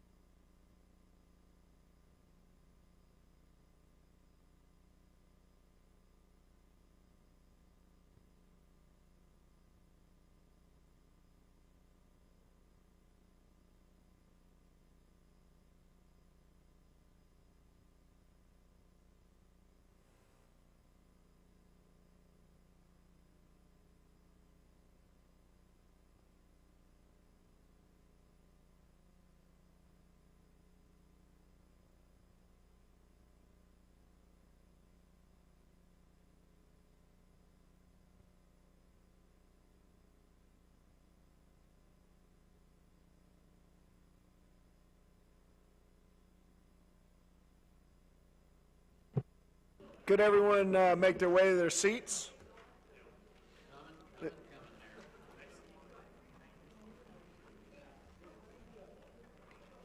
Lots of times our 5-minute breaks turn into 10 minutes or 15 minutes. We only have 2 breaks in a row.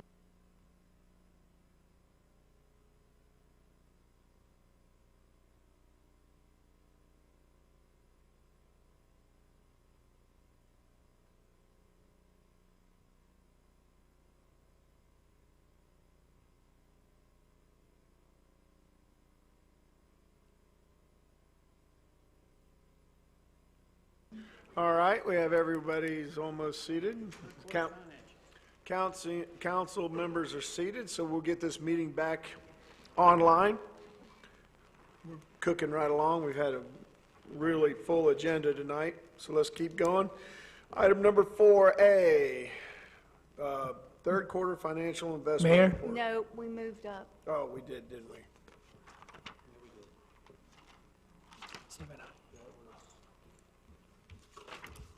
We have, see, we did so many moving around. Which one was it? 7I. 7I, we moved up to right now. 7I, land use attorney. You have the floor, ma'am. Good evening. It's a pleasure to be here again. The last time I came up, it was threatening snow, so this is a little bit better.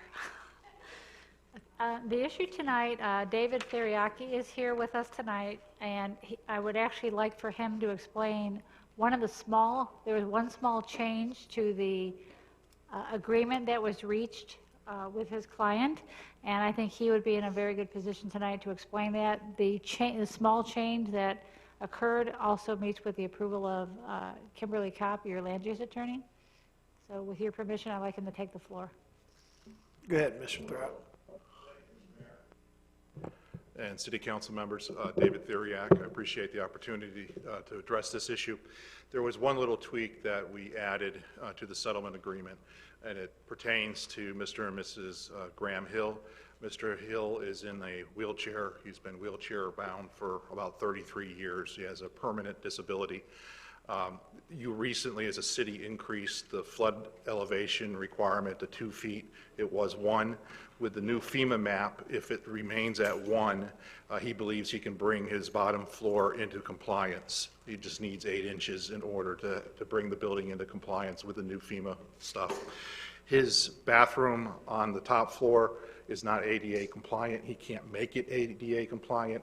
The reason he bought this unit was the bathroom on the bottom floor. So what the ask is a new term that was added to the settlement agreement that would grandfather Mr. Hill to be able to rely upon the 1-foot elevation rather than the 2-foot elevation. And the city land use attorney agreed with that recommendation. And I'll be happy to answer any questions. Thank you. Ms. Ramswell, you didn't get away with it that fast, sir. No, actually, I was going to make the recommended motion. I move to approve the subject settlement agreement and direct the city land use attorney to proceed in the matter in accordance with its terms and conditions. Second. Do we need to make sure that's included with the change? Since he said there was. The language is in the existing settlement agreement that's before you. Thank you, Mr. Thoreau. Yes, sir. We have a motion. We have a second. Seeing any further discussion? Let's take this to a vote. Thank you.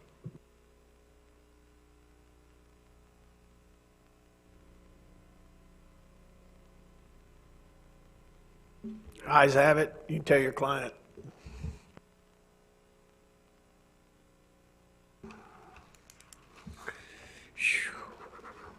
Got a lot of arrows. All right. I'm glad I had some caffeine because now it's the third quarter financial investment report. Go ahead, Steve. I'd like to go ahead and ask the city finance director to address this. I'll try not to bore you too much. This is the third quarter finance and investment report, so we've lost two of y'all now. The revenues are coming in right on par with what has happened over the last years, about 76%, and we should probably come in around 100% by the end of the year. Expenses are a little bit lower, but when I glance through the department budgets, some of the budgets that we are slower in spending are the budgets that see the most activity during the summer months. And since we've only completed June, by the July, August, and September, you'll see those numbers come right in line with what their spending's been in previous years. From an investment standpoint, if you recall, I want to guess about 6, maybe 8 months ago, you authorized our investment manager to convert $3 million of our current investments into CDs through a laddering approach. He completed that process in July, and so you see about 90% of it in this report, but the rest of it will be represented in your final year-end report. But other than that, everything in the city is pretty much running according to the way we budgeted it this past year. And if you have any questions, I'll be more than glad to answer them. Any of the council members have any questions about the finance report? Seeing none? Oh, we do. Ms. Ramswell. Oops, it would help if I had the mic on. I do have a question, and it's, I had asked, we had talked in our meeting about the upsurge and legal fees, and I had gotten sort of a breakdown from you. One of the questions I had was, there was a labor attorney listed on there, and I wasn't aware that we even had a labor attorney. Was there ever an RFP issued for that, and who is it? How have we contracted with him, her, et cetera? Years and years ago, we very rarely use the labor attorney. Typically, they're used when we hire a new city manager, or if we have a labor dispute, some kind of incident at work that would require a labor attorney.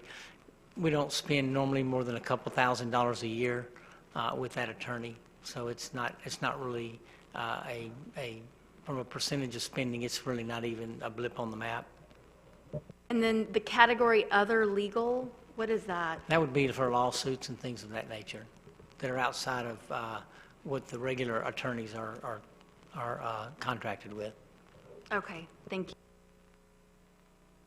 While you brought that up, Ms. Ramswell, I was thinking about this issue the other day.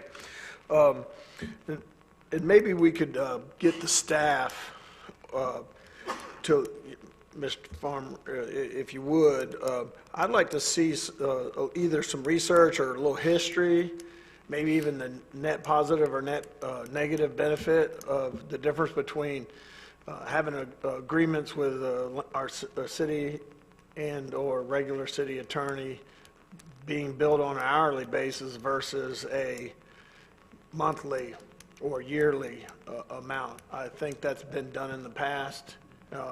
I would just like I guess what I'm asking for is a cost analysis or a cost benefit, because it's really been way high compared with the past year. So I just think, just for general knowledge, that gives us an idea of maybe how we want to, now that we're about to get a new city manager and a new city attorney, I don't see a better time for maybe just taking a look at this issue and deciding what's best for the city. Mr. Braden. I can bring some information to our workshop on next Monday that'll kind of give you an outline of what we spent maybe over the last 3 or 4 years compared to what we've done the last couple of years. That would be the perfect place for it. I appreciate that. Mr. Braden? Thank you, Mayor. What labor attorney did we hire? I don't know his name off the top of my head. Rob Larkin. Where are they from? Or where is he? Tallahassee. Okay, thank you. Is this Allen Norton and Blue? That is the name of the company? Allen Norton and Blue? Yes. Okay. Ms. Ramswell? Yeah, I actually, like I mentioned, I had asked for a breakdown of the legal fees, and I know one reason it was much higher is the fees that we paid to Chef Wright for the Gulf Power negotiations, and it was $97,000. So. I'm going to buy Chef's old car. All right, we'll move on to let's see, what else did we move? Did we move anything? Okay, the ordinances were the ones we moved. All right, so next on the city manager report is the library director's confirmation. Okay, I'd like to ask the Human Resources Director to address that issue. you got the floor, ma'am.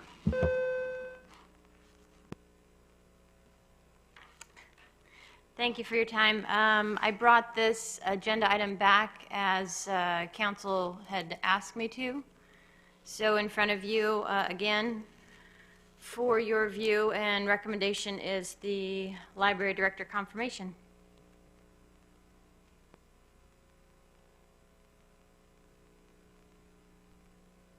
Ms. Ramswell. Back for more, sorry. So I had a couple questions about this. The prior person that was selected was actually hired and then resigned. So by our own ordinances or charter, whichever document it is, governing document, aren't we required to actually re-advertise the position rather than just going to a second candidate? That could be possible. I didn't get confirmation from council, or I did get confirmation from council, I think. But with the short turnaround, we typically also just go to the second candidate in line, and that's what we did, because we wanted to make sure that the position got filled.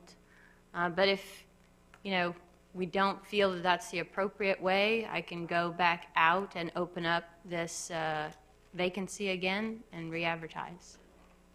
And I would be remiss if I didn't mention this, but there was an internal candidate, and I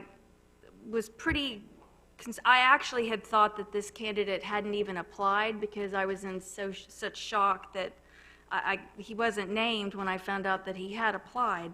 And I'm just wondering, I'm trying to think the best way to phrase this. I know we try to hire from within whenever possible, and I'm just wondering, he appears to meet all the different credentials, the education, obviously he's a current employee, and I'm just wondering if, I just don't know how to word this nicely. I'm concerned that this candidate was not selected based on the reputation, the citizens' reports, education, background. And I have nothing against the second candidate you brought in, but I'm concerned that, and you know who I'm speaking about, I'm certain. I'm just wondering if there's a reason why we did not, you don't have to specify it, but was there a particular reason that this person did not move forward in the process? We advertise both internally and externally simultaneously. I believe the wishes of the hiring committee, the interview board, wanted also not to just limit ourselves to local staff. That's why we made a national search, or excuse me, statewide and national search. And we do try to give consideration to internal candidates. I did a quick count. We've got about 25 staff members currently that sit in a position that they were internally hired for. So when we look at this, we try to look at minimum qualifications for the position. We look at time and service, but we also look at team dynamic and how that will fit in the organization or the department they're going into. So it's a big picture. Thank you, I appreciate it. Mr. Braden. No, excuse me, Mr. Destin. Thanks, Mayor. Yeah, I mean, we're going to be dancing real close to some of the mistrust issues that we talked about in previous meetings. I have been very upset about this process since the get-go. I don't like the way that we have developed the criteria. In a certain way, I feel that we basically set up criteria that excluded people we knew we didn't want to apply. And that was not decisions that were made by this council, but by staff. And you basically end up engineering the result you want, because if you can just change the criteria so the people you don't want from an internal standpoint can't qualify, voila. They don't ever get thrown into the mix to even be considered, even though they may be preeminently qualified, but we just wanted them out because of personality conflicts. I don't want that to happen anymore. I don't want the specter of it being brought up anymore. So my suggestion, I'm not going to make a big mess out of this library director confirmation. I'm sure this person is supremely qualified, but in the future, my feeling is that this council needs to be working hand in hand with our future city manager and our HR director to be developing the criterion by which department heads are going to be selected. Currently, I have a contract, it's under review with our city attorney to use Landrum, a hiring staffing company. So my intentions were to, whichever way you vote tonight, but also going forward with our community development director, is to hand those off to Landrum so they could, maybe you could get a better understanding and a better idea of candidates that are brought forth if it's an outside agency. And I think the good part of that is it removes some of the things that Mr. Destin's talking about internal strife or concerns or positioning or posturing that takes place. And it gets the council out of that process of trying to be the people that make that selection process. I think third-party hiring firms would be really a transparent and good way to approach that. So I appreciate you putting that contract together, and that's something we can come back and look at. Mr. Morgan, I got you next. Thank you, Mayor. I'm sorry. Just go ahead, Chatham, and then I'll get Mr. Braden. No, you weren't up, right? Right here I got next is Chatham Morgan, and then Parker. Thank you. Was Urati Burns on that search committee? No, sir, she was not. Is there a reason why? I mean, The city manager and myself, we did discuss it with her. We asked her opinion. I believe that was early on, and she gave some opinions, and we were able to actually review the job description with her, if I do recall. Okay. So she did help a little bit with that process. Sure. I would have liked, I don't know how long she was our library director, but oftentimes I get kind of frustrated with the state of the city of Destin and the direction we've headed, but I'll walk into the library with my 2-year-old daughter for one of Will Rogers' events that he puts on, and I feel a lot better about the city because I think the library and our parks department are two areas where the city really shines. And I was a little frustrated Urati wasn't on the search committee. Doesn't make sense if you're replacing the library director who's built that library. She's been the library director since that library was built. I would have thought that her opinion and guidance on selecting the new library director would have been very important. And it obviously wasn't to the hiring committee. But I do have a couple questions that I think we could improve some of our hiring practices, and that's have local qualified applicants been given fair consideration. Lots of turnover, like this woman who previously resigned. A lot of that could have been avoided if the prospective employee is already happily enmeshed in the community. Have the senior leaders been able to give input to management on prospective new hires or promotions? Have the rank and file staff members been given the opportunity to verbalize the traits which they desire in their upcoming supervisor or department head? And is the outgoing manager or department head able to assist in the screening of applicants? And I think that one's important, and I think that was a mistake that we made. I'm sure Ms. Livingston will do a wonderful job, and I will vote to confirm her tonight, but I am supremely disappointed in the way this process went down. And one more thing I will say is I bet you I've had 20, 25 members of the public absolutely shocked that Mr. Rogers was not considered and was not one of the finalists. Mr. Destin, are you done, Chatham? Okay, Mr. Destin. Yeah, this is just a final point of clarification. While I did say that, you know, in your synthesis of what my statement was, I do agree that a third party would be ideal, but I do not agree that the council being removed from the process is necessarily a good thing. I think, you know, the reason we're here. We vote for whoever they. That is correct, and I do not like the problem that we've faced on this one, where I've got the suspicion that we didn't have an applicant because, frankly, the folks in charge that didn't want him to be able to come in and be a contender, which he would have been. You just tweak the criteria and say you don't have this you don't have that qualification, so you're out. Sorry, your application's denied by failure to meet the qualification standards. I don't want that ever to come back before this council, because it's,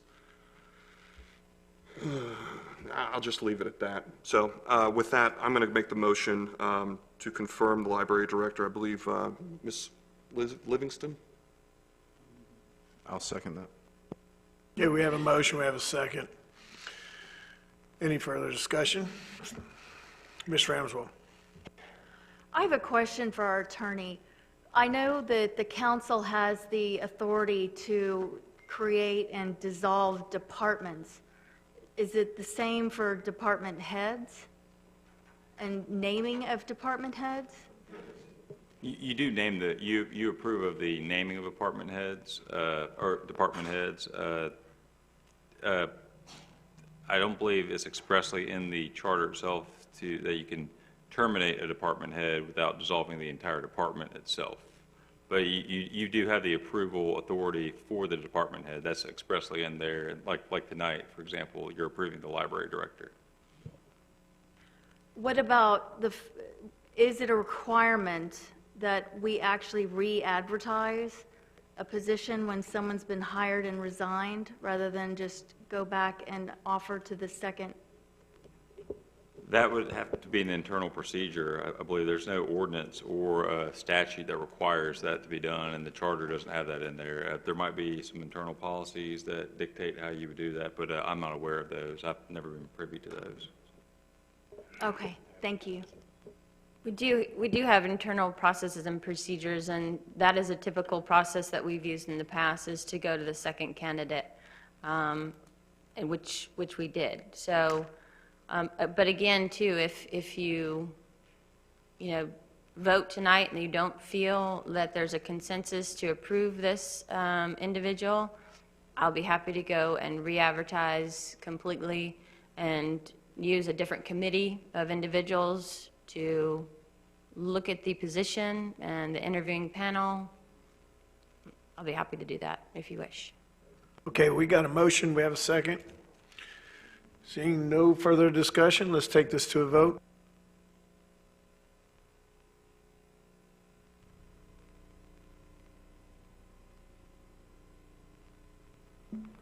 The vote is 4 yes, 3 no. Ayes have it, so moved.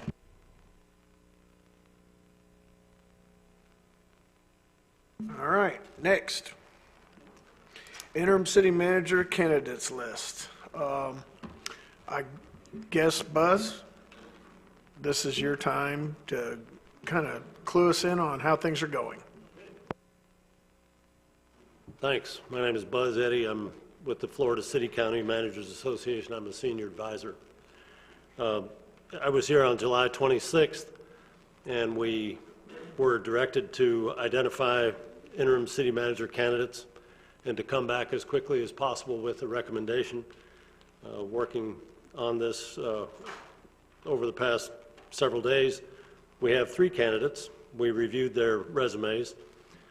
And in the interest of time and getting someone on board quickly, in the interest of solidifying the team you have leading the city of Destin here and facilitating action on future pending issues that are going to come before the council, without a steep learning curve, with some knowledge base already here as a result of 15 years of experience with the city of Destin. It's my recommendation that you name Lance Johnson as your interim city manager, and go ahead and authorize the Director of Personnel and Human Relations and myself to advertise for a permanent city manager. at this point. I think another step to be taken would be to authorize the city attorney to prepare an agreement for your approval for the kinds of considerations that Mr. Johnson is going to want to see. Just, you're going to want to see to protect yourself, and he's going to want to see to protect him. What kind of salary? Will he have rights to his current position after he reverts back to being Director of Parks and Recreation, if that's what happens? And any additional benefits that there might be, such as a car allowance, because there's going to be a lot more time involved and a lot more trips back and forth to the city for Mr. Johnson. So, summarize, my recommendation would be, after reviewing the 3 candidates that are interested in becoming interim city manager, that you name Mr. Johnson, and that you direct the Director of Personnel to go ahead and advertise for a permanent city manager and leave that open for 30 days. And there are several different venues where you can advertise that real quick, and it can happen immediately. And then let's see, and authorize the city attorney to enter into an agreement or bring an agreement back to you. Now, an alternative procedure would be to hire a recruitment firm and have them do the advertising and the facilitating the selection process as opposed to using the FCCMA. We're volunteers. We do this for free. We will take the applicants that respond to the advertisement and help you narrow those down, give you first a list of the people who meet the qualifications, and then as a result of talking with you individually or at a workshop, try to identify the characteristics that you'd like to see in a future city manager, and then give you a list of those that best meet that list. We can do that, or you can use a recruitment firm. They're both viable alternatives.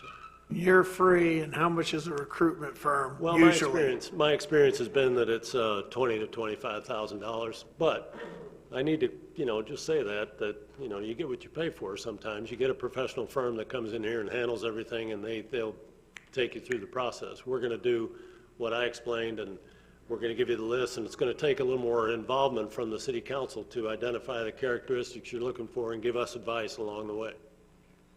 Thank you, sir. Yes, sir. You may not want to step away from the I'll stay podium. right here. Yes, sir. We got it looks like O'Hara International here on my little Have board. just one quick Go ahead. question. Go ahead, Jeff. Is this an either-or proposition, or could the city do both routes simultaneously? Could they utilize your services and a professional recruitment firm, or do you all have some policy in place that does not allow that? No, we do not have a policy in place, and there are firms that are more common in the field and throughout the Panhandle, and we'd be happy. That's a great suggestion. We'd be happy to do either one.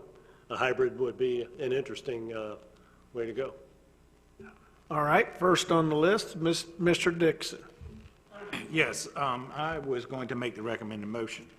I move to approve Mr. Lance Johnson as the interim city manager effective August the 6th, 2018. Also, I move to allow Human Resources and Mr. Eddy to advertise for the permanent city manager position. So for discussion, I'd second that. Okay, we have a motion and a second, and I'm showing Mr. Destin up first. Yeah, I was going to make the recommended motion, but I was also going to make I'll ask Tuffy just to add that this city attorney be authorized to go approach legal counsel for Mr. Johnson and bring us back a contract. Absolutely, that will be a part of my motion. Okay, did you get that, Ray? Added to it? Okay. So we have a substitute or a friendly addition to the motion. Mr. Oberdeer. So, Buzz, what's the likelihood that if we use you rather than this $25,000 firm, that they would find us somebody eminently more qualified than what your search would probably turn up with? That's just a really difficult question to answer. It really is going to depend on the type of applicants that you get. Using our experience in Milton, for example, there was a wide array of candidates and a large number of candidates. I personally find Destin, a very attractive place. When you advertise that, I think you're going to get a lot of applicants. So I think you're going to get a lot of qualified applicants. I think you're going to find some that are that absolutely meet your characteristics that you're searching for. What I was alluding to before when the mayor asked or alluded to the issue of using a recruitment firm, if you decide to use us, it's going to take more involvement by the city council in establishing certain characteristics.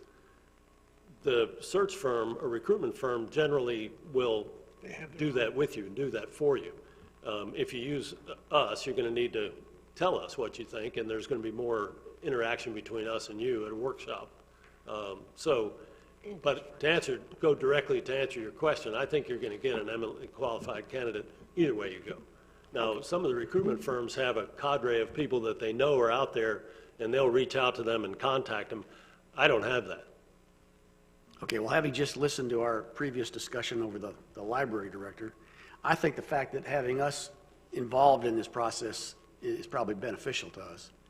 And the other thing is, so when you do advertise, how do you advertise? I mean, do you just advertise through the Florida League of Cities, or do you advertise in some publications, or how do you, what's your process? The Florida League of Cities has a way that you advertise through their clearinghouse. The ICMA, the International City Managers Association, also has a bulletin that they put out, and it's all electronic, so it can happen immediately. And then there's the National League of Cities, and you'll start to get some responses really quick. Okay, so it's both locally and nationally then? Yes, sir. All right, Mr. Marler. Having previously gone through the process of this several times, and we have hired, well, if you want to call it headhunters, that at one point, and what we did was they wheedled the process down to the 5 candidates that they thought that were the best, and sort of like a speed dating system, we had all the candidates here at City Hall, and each one of us met individually for 10 to 15, 20 minutes with each of those candidates that day. Made it a nice big free-for-all. So we got to meet all of them, and then we're selected from there. And I believe Ms. Ustick, one of our previous was also through Karen, you can tell me if I was wrong. That we Yes, sir, that's correct. I wasn't on council at that time, but y'all used a service at that time. And we did go out for RFP 2 years ago. So I do have a current RFP out there. I also have a current list of quotes for different firms that did respond to that RFP, but it was council's wish to hire Ms. Lejeune. So we do have somewhat recent numbers, and it was between 18 to about $24,000. So the quotes are correct. But what we did for Ms. Ustick is the headhunter, as you called it, came in, and I think it was a day and a half of meet and greet and interviews and discussions and whatnot. We took them on a little bit of a tour while they weren't meeting with folks and that kind of thing. So it was pretty comprehensive when those candidates came in. I think it was about 7 candidates, if I'm not mistaken. Yeah, well, I served on one of the committees at the time, and they did invite the committee heads to meet and greet at the library that night, and we got to see I think you were right, I think there were 7 total. And so, I mean, it's just up to the council when we go that direction. And Mayor, depending on the vote, I do have another item on this same subject. All right, thank you very much. Next, Mr. Destin. Mr. Braden. Thank you, Mayor. If Mr. Johnson does get this tonight, who will be taking his position, his current position? I'll be bringing that up in a moment, Mr. Braden. All right. I don't see anybody else on the list here. We have a motion. We have a second. Let's go ahead and take this to a vote.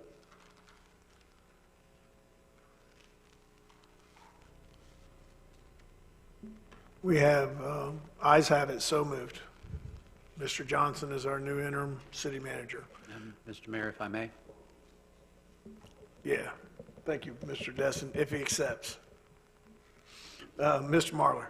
Okay, in addressing Mr. Braden's question, and also I had talked with the city attorney beforehand, that we advance, that we can either motion, I don't know if we have to have a motion, that we advance Ms. Firth to Mr. Johnson's position, should Mr. Johnson accept, and with the understanding that she would be the acting interim, or however you want to word it, Parks and Recreation Director for the present time, since she is the assistant. I'll second that if necessary. Well, I can make that a motion then. We got a motion, and we have a second. Any discussion? Seeing none, let's take this to a vote.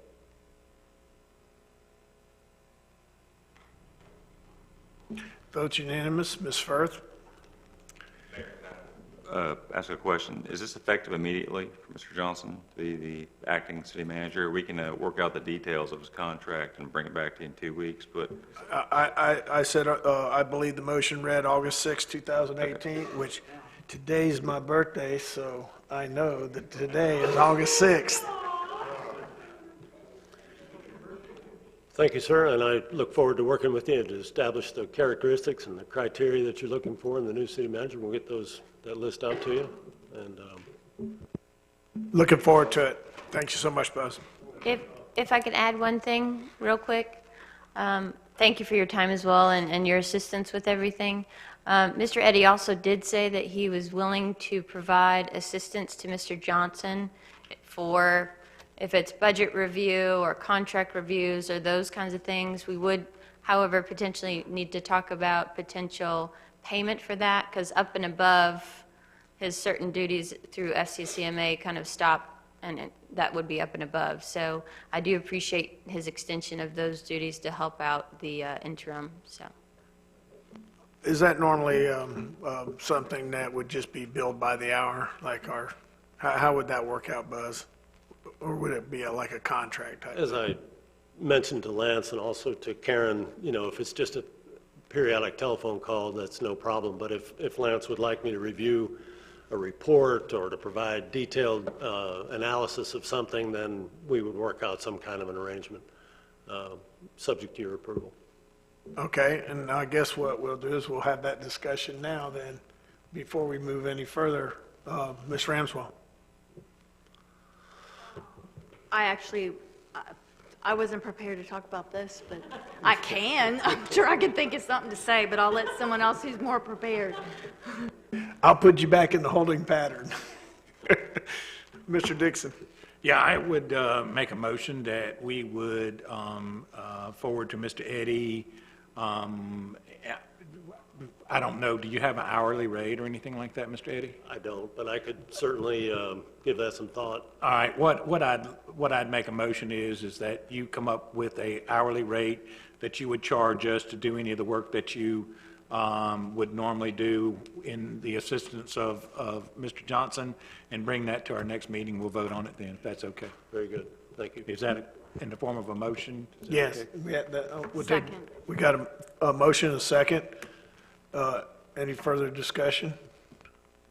Seeing none, let's take a vote.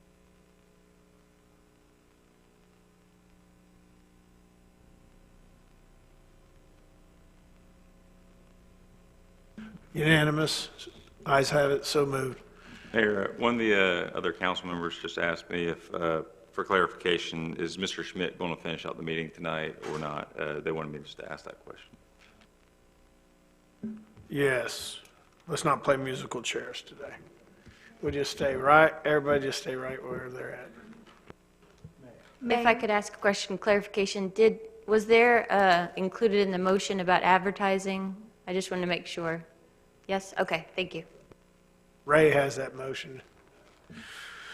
Mayor, I did want to just thank our candidates. It was Mr. Forgione who's here tonight. We're just blessed to have an internal candidate and a formal internal candidate, if you will, as well as an external. And I think any of them would have done a terrific job. So I want to thank you for throwing your name into the ring, and thank you again. Congratulations, Lance. All righty then. City Manager's Report, item D. Yes, we were requesting that we have a CRA board meeting on August 20th at 5 p.m. to review and discuss Harbor CRA Advisory Committee recommendations for the Royal Melbourne Heritage Park and Clement Taylor Park that were generated at their last meeting. And because at the last joint meeting, it was requested that we have another joint meeting, and at the Harbor CRA Advisory Committee meeting, there were quite a few motions made. You've got copies, I think, of the minutes in there, and there's 12 pages and 14, 15 motions. So I thought that we thought that it would be a good time to schedule that joint meeting in lieu of the regular CRA Advisory Committee meeting, which would normally occur this Wednesday night. The intent was to basically get them back in front of you so you can fully understand the quite comprehensive motions that they made. Okay. And do you think from 5 o'clock to 6 o'clock is going to be enough time? Is the only problem I had, because I did read those minutes of their last meeting, and it was very, they covered a lot of ground. I guess we'll just be under the time crunch. You could go past that time, Mayor, just as long as you don't start the next meeting early. You could run into that next meeting if it takes longer than an hour. Boy, I sure hate to have our citizens have to hang out for that. Let's go with Mr. Dixon first. Yeah, I actually was the chair of that meeting, and I did remember saying that we were going to meet back in 45 days, and I know we passed the 45 days. But in this, on this agenda item, it doesn't really say in here that we're going to have a joint meeting of the CRA and the CRA Advisory Committee. Basically, it just says it's a CRA board meeting, the way I read it. And it is to review and discuss Harbor CRA Advisory Committee recommendations. What I'd kind of like to see is, just like we did it before, where we had a meeting of the CRA and the Harbor CRA Advisory Committee, and we're working together on this issue. So I basically would like to see this changed to where it is a joint meeting like we had before, if that's possible. Yeah, I'll make that in the form of a motion. And I think that's what your intent was, right? That's Steve? exactly what I was recommending. Okay, but it doesn't say it here. All I'm saying is it says that it is to discuss Harbor CRA Advisory Committee recommendations. Doesn't say it's a joint meeting. That I see. That's correct. I added on the joint meeting recommendation. When? Okay, you just said it. Okay, it's not on here, right? Right. Okay, I'm sorry. All right, Ms. Ramswell. Yes, I just wanted to follow up. At that June 13th meeting, we had passed a motion to go ahead and get a cost estimate for the plan redesign, and I have not seen that. Has that been received, and can you forward it to council?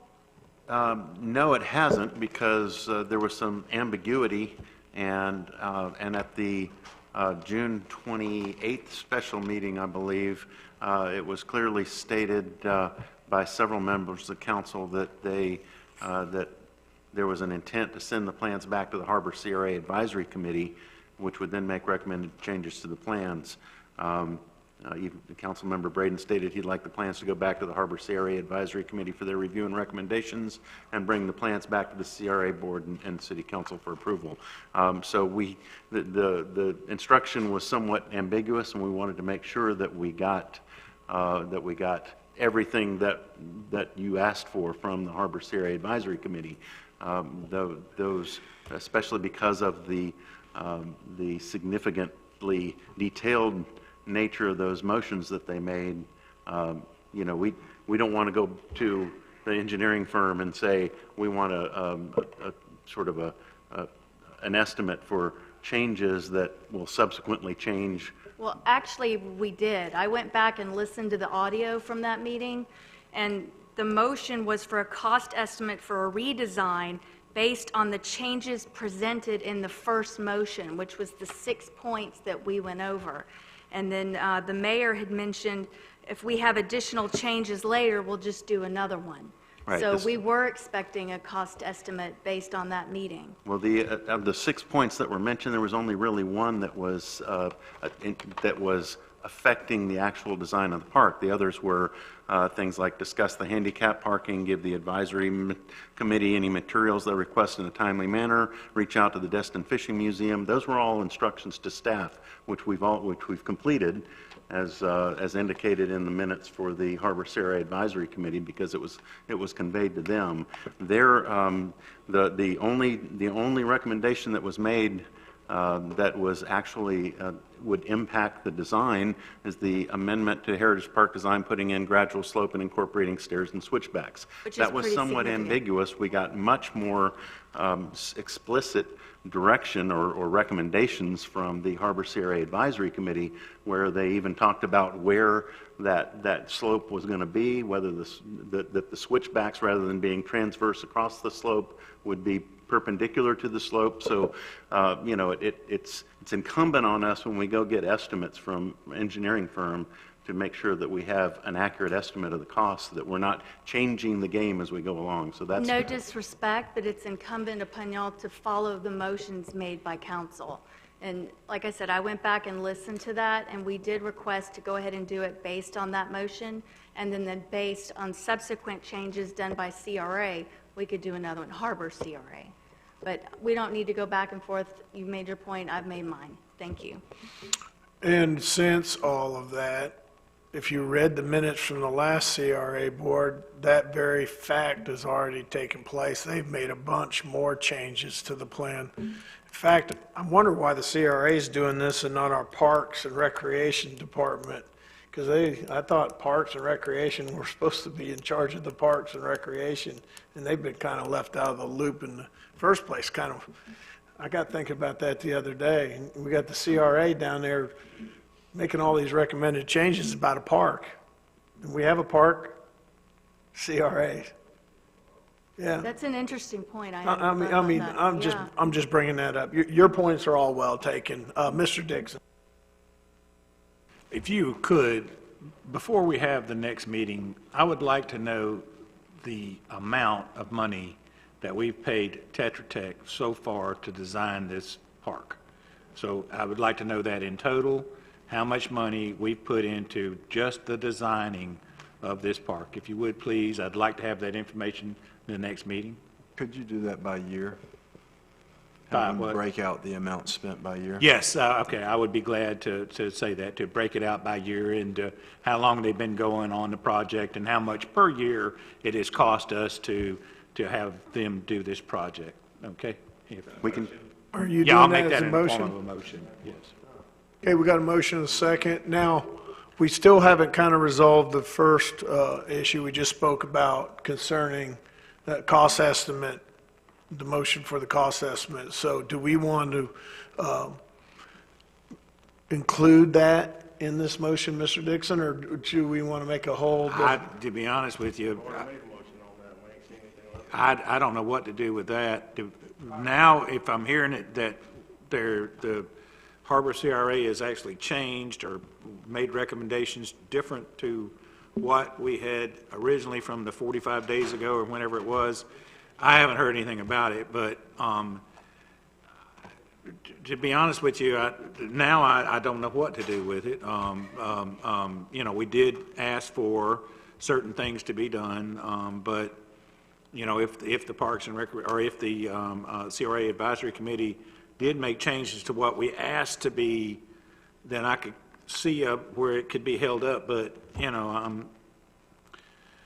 Let's just stick with your motion then. Because what we can do is maybe discuss it a little further and then maybe get some hard numbers, but what this is doing is dragging this out, dragging it out. We'll never get done with this if we keep dragging things out and not doing things that we're supposed to be doing. So with that, I'll leave the motion alone, and the reason I'm leaving it alone is because I know that we can't get any word back yet from them on how long it's going to take or how much it's going to cost, so it's that part is over. I guess we just didn't get that, so anyway. So the motion is, correct me, Ray, that we want a price breakdown of all the work and cost done by Tetra Tech up to today, Broken by year.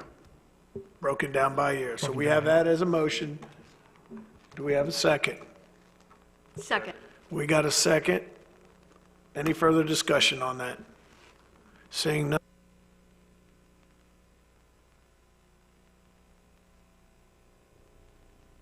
Ayes have it unanimously. So, Mayor, I'll give you the follow-up motion that we needed originally for this agenda item.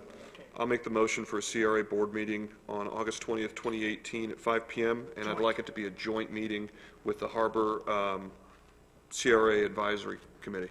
okay, we have a motion. Do I have a second? But you never got it seconded. It just, we rolled into another I'll one. second it, Mayor. About cost estimates. I got a motion, got a second. Let's take it to a vote.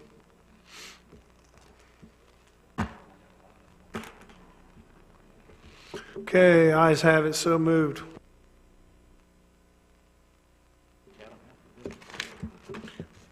All right, and we moved 5A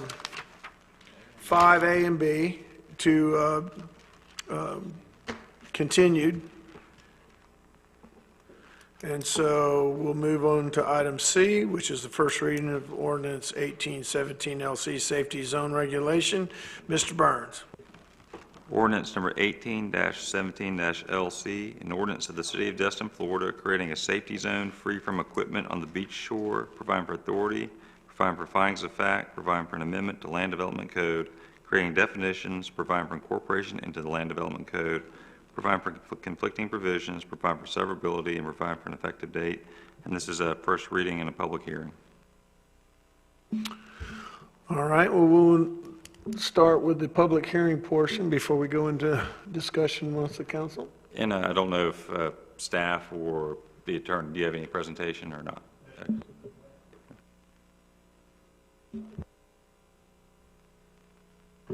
Mr. Dixon. This is basically, in my opinion, another one of those issues that I wish we would have probably pulled off before we got going tonight. This is, in my opinion, needs to be looked at, and Ms. Kopp needs to be here for this, in my opinion. And so we can talk about this all night long, but I don't see where, without Ms. Kopp being here and knowing the rules and regulations about this, whether or not we're going to be able to come to any kind of conclusion about this. So I would like to see us maybe continue this item until the next city council meeting. So moved. Second. We got a motion and a second. My screen's kind of acting up. For any of the people that came here tonight to talk about this, I apologize. It just, thinking about it and looking at it, it kind of mirrors the other things that are here. All right. We don't need a discussion tonight, then, on it. We've got one member of the public, I think it'd be important, he sat here all night. If he could- we could- Yeah, let's go ahead. We've got a motion, and as part of the discussion factor, seeing how we have someone that would like to speak on this, let's go ahead and allow that person to speak. Come on up to the podium, sir.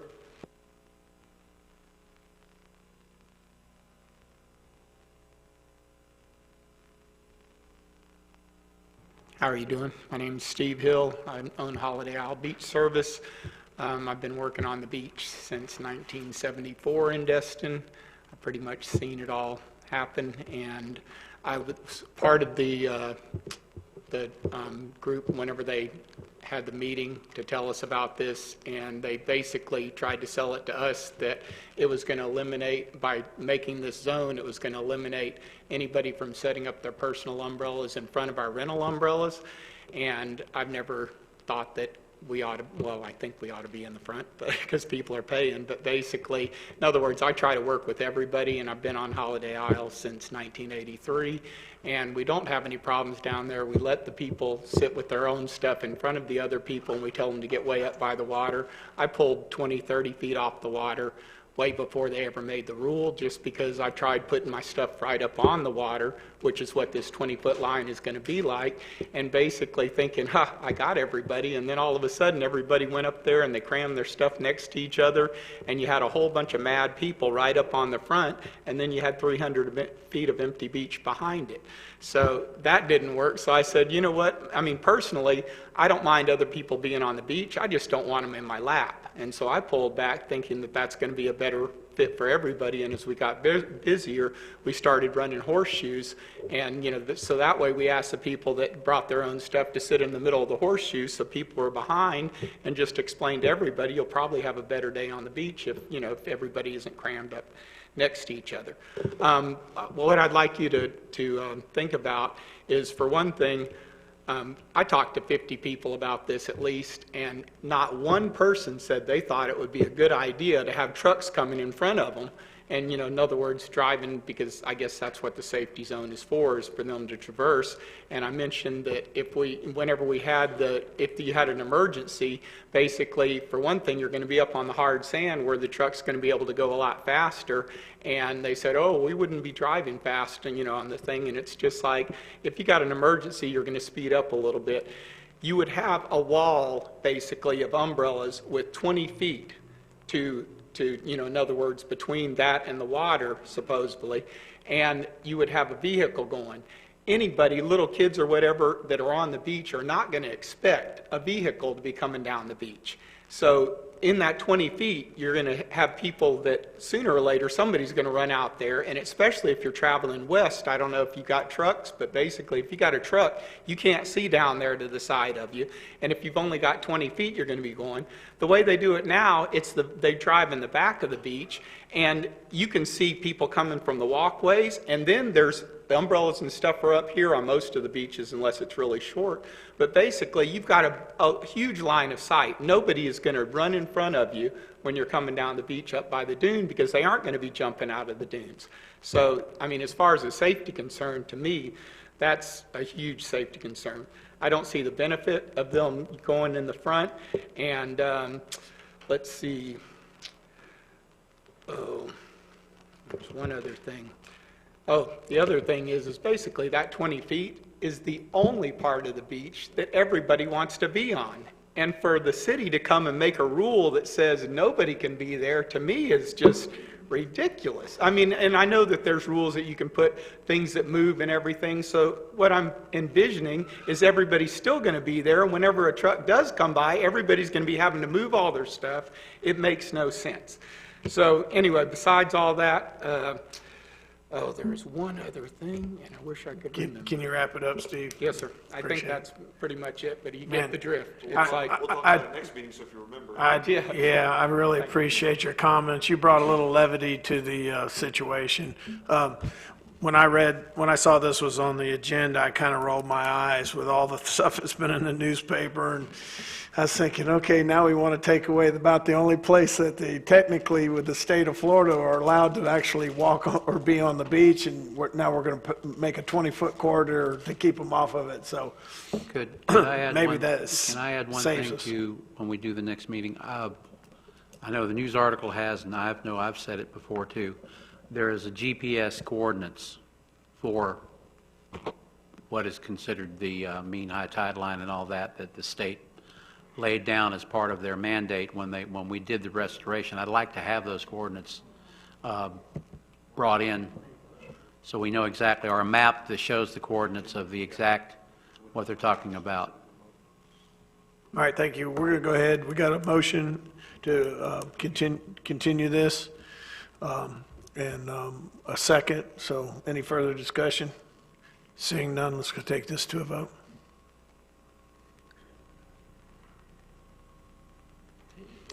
Unanimous, ayes have it, so moved. All right, that moves us to our consent agenda, no public comments. Motion to approve consent agenda. We have a motion to approve the Second. consent agenda. We have a second. Any We just skip by the discussion? public comment? There was public comment at the start during subsection 3.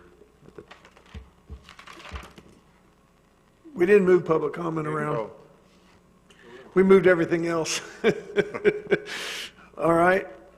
So, well, we just did. Well, if somebody wants to. Come on. Do you know which item it is? We'll pull it and then we'll just. It's item E. Mayor, I'd like to pull item E from the consent agenda. Second, but now there's a change in that address. Yeah. Oh, okay, I'm sorry, I missed it. Okay. Withdrawn. Is that all you Well, have? let me make sure I'm right on that. Yes, there is a change, From 620 605. to what? 605. It was noted before you got here.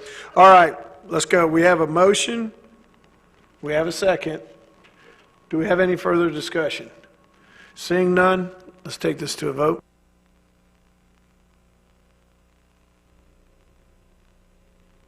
Unanimous, ayes have it, so moved. All right. Item 7. It's been a long night, and I appreciate the council's and the public's patience. Comments, presentations from mayor, council, land use attorney, city attorney, and we've already taken care of our land use attorney, so we'll move right on with Mr. Braden. You're up first, sir. Thank you, Mayor. Just kind of give you an idea of what the amount we've spent on that Heritage Park so far. Back in 2013, $123,900 was approved. That's not counting your change orders. My next one was the Marler Bayou. We continue to get commercial activity over there, where the magistrate had ran those people off, and they're still working out of there. And I know I've received complaints about it as a city. I believe we have some ongoing violations that we're working there. I can check and report back to you and let you know, even in an email, what the status of those are. But I know that there are 2 properties on Marler Bayou that have been going through the magistrate process. Okay, thanks. If it's okay with the council, I'd like to hear from Mr. Buckingham, who lives on that bayou. Go ahead, sir.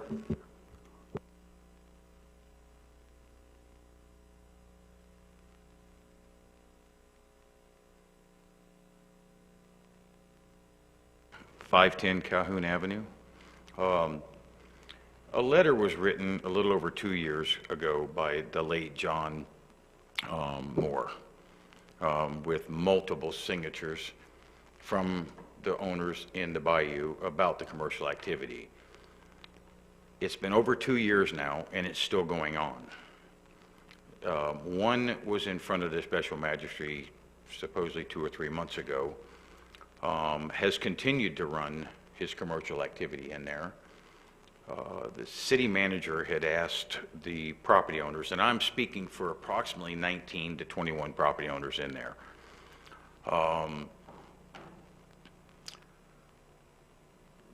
When we were told to please provide as many pictures, videos, whatever we could to have evidence. Well, of course, you kind of hate to turn somebody in because it's public information or public record, but, you know, we all agreed that that's what we're going to do because that's what we were requested to do. Well, the special magistrate had made it very clear to the one that has been brought in front of him, no more, you're done, cut it off. It continues. So a couple of the property owners had called the code enforcement, that's what they were told by city manager, called the code enforcement and give them heads up. Well, they were told there's nothing they could do unless they see it. Well, that's kind of funny. You know, you asked us to provide all this information and now you can't do anything about it. So 3 of the property owners called me on it and told me that's what had happened. So I thought to myself, well, I'll call code enforcement just to see what they said. Well, sure enough, they told me the same thing. There's nothing they can do unless they see it. So you don't want pictures, you don't want movies, you don't want to come out and watch it, we can't stop it. This is one more thing that has been going on for the last 2 years in this city that cannot be completed. Now, you have rules, regs in the code that prohibits it, but yet it continues. Now, this is not a Mike Buckingham thing. This is 19, 21 homeowners that are frustrated. And it's been going on over 2 years. So we would like to ask the council here to please direct the staff to stop the nonsense. Stop it. It's real simple. I've contacted the sheriff's department. They know their commercial vehicles or vessels, commercial vessels. So if they know it, staff knows it, why can't we stop it? It's a real simple deal. I can promise you one thing, if I speed my car out of here, that man over there is going to pull me over and give me a ticket because it's the law. Well, we got laws here, let's obey them. Thank you. Thank you, Mike.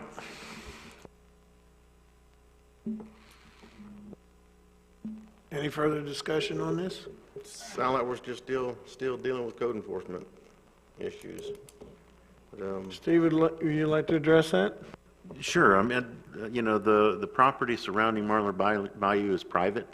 We don't have any public facility down there that we can park a code enforcement officer on all day long and take pictures and stuff. It is difficult to monitor this and to get evidence, and when you go before the magistrate, you really have to carry evidence. You can't just say, well, we hear it's still going on, the neighbor told us. So that's the difficulty that they face, the reality. However, I mean, obviously we're just as interested in stopping this commercial activity as the owners are. So we can figure out a way to get it done. why can't we use their pictures and videos? And I mean, we've done that in the past. Is that, we can't do that anymore?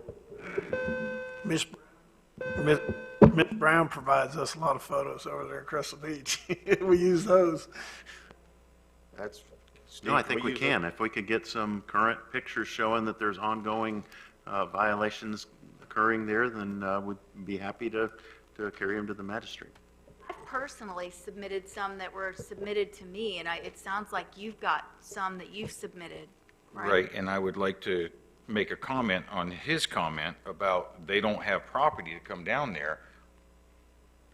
19 to 21 property owners down there have invited staff to come down on their property to see it. So the excuse of not having a place to get down there, Steve, that's ridiculous. Y'all have had all the opportunity. We've invited you. We give you the paperwork. We give you the pictures. We give you the video. And then you tell us, and I was one of them because I thought it was, no, there's no way they told you they're not going to do anything about it because they got to see it. I knew that was ridiculous. It was true. It was true. Code enforcement made it very clear they cannot do anything about it until they see it. But yet, they took our videos and our pictures in the beginning to build the case. Thank you, Mike. So, I appreciate it. thank You got you. your point across. Thank you. I guess we just have something to direct our new interim city manager to deal with and get back to the city council in a timely manner. Go ahead, Mr. Dixon, and let's go ahead and wrap this up. I'm done with my thing. Thank you, Mr. Braden. I have a question about that, so is it okay if I ask that question? Yes, sir. All right. When a property, or when somebody goes in front of the magistrate, okay, and they get a ruling from the magistrate, but they basically disregard that ruling, what's the next step from that? And if you say go to court, why do we got a magistrate, you know? It depends on the order. They sometimes put in fines, or they sometimes put in additional stuff in the order itself, but typically the only thing that work in this situation would be a daily fine, because other than telling them to go to court at that point. But if you have more control over the situation, you can sometimes put other stipulations in there. But in this situation where they're out in the water, fining them the max, which I believe is $500 a day, is where you'd be at. Okay, has the magistrate ruled that we can do that? I don't handle code enforcement, and Ms. Copp's not here. Do you know, Ms.? Okay, well, let me just do this before, we don't need to get into a long drawn-out discussion about that. At the next meeting, could you provide a report to me that or to the council that basically says on this particular, there's, as far as I know, 2 pieces of property over there that's kind of violators. Could we know where we are in the magistrate, where they've been in front of the magistrate, where we are in the compliance with this, and where we need to go to gain compliance of this thing? Because I got to tell you, this is getting old. And so, you know, if the magistrate rules on something, I would hope that there would be some penalties if you don't comply with that. And if there's not penalties in it, there's no reason to take them in front of the magistrate. So let's try to figure out where we are with this particular case and these cases, and let's make sure they get to the forefront. And I want to know next meeting where we are in this process. I know one of them has been in front of a magistrate. One of them, I think, has put it off and stuff like that. But I'd like to know where we are in this process and what to do if they do not comply with the magistrate's ruling. The troubling part is even if they get ruled against and we fine them, still, you go to collect the fines, they're not. It goes on, the way I understand then, it, the fines go on their tax notice. So basically, once you put it on their tax bill, it's going to get to us. So, well, that's the way I understand it. But I want that checked on too. Yep. Okay. And we need to look at the process. This is, you know, how do we rectify this and deal with it and put some teeth in it? And if we have to come up with an ordinance change or a separate change, maybe that'll be the order of the day. I can tell you right now, it's if you the criminal penalties I think are maxed out already as they are, but you could you'd have to file a civil suit seeking an injunction and stop them from continuing to operate their business out there. That's the city's options. The private individuals can do so too. So that's. There you go, Mike. Can't we file a lien? At a certain point, we can put a lien on their property, correct? If there's a code enforcement lien, yeah, there's a process for that too. It's code enforcement liens don't have a lot of teeth to them ultimately, but especially if it's homestead property out there, and I believe one of the property owners is homesteaded, from what I've just heard through other sources. Yeah, I'm with these guys. We got to do something to resolve this because this is ridiculous. If we've got codes and we've got issues out there and we're not doing anything about them, then what's the point of having the laws and the ordinances on the books? We got to address it. Sounds like the laws don't even mean anything. Is what it kind of sounds like if you're talking about our only recourse is to file a civil suit or have Mr. Buckingham file one. They're going to play it out as long as they can, and so if we don't do something, it's just going to be continue. Hand grenades work. Well, and I'm comfortable with having a conversation. If we can't get code enforcement and the planning department in order to do their job, I'm fine with entertaining motions to dissolve the whole department. We're going to reorganize and we're going to find people who can do what we're telling them to do. Yeah, we have literally You're not been allowed to do talking, that. we have been talking about the same problems for years, since I've been here about Cross Street and Marlar Bayou, and I'm tired of talking about it every single meeting. And so, Tuffy mentioned enough's enough. We've been talking about this way too long. And from the city, we get, well, you know, it's hard to get evidence. We'll figure it out. And if y'all are having a problem, come to us with a solution. But I'm tired of having the same neighbors complain about the same problem for years. Thank you very much. All right, we got Mr. Braden. Thank you very much for Ms. Ramswell, do you have anything tonight?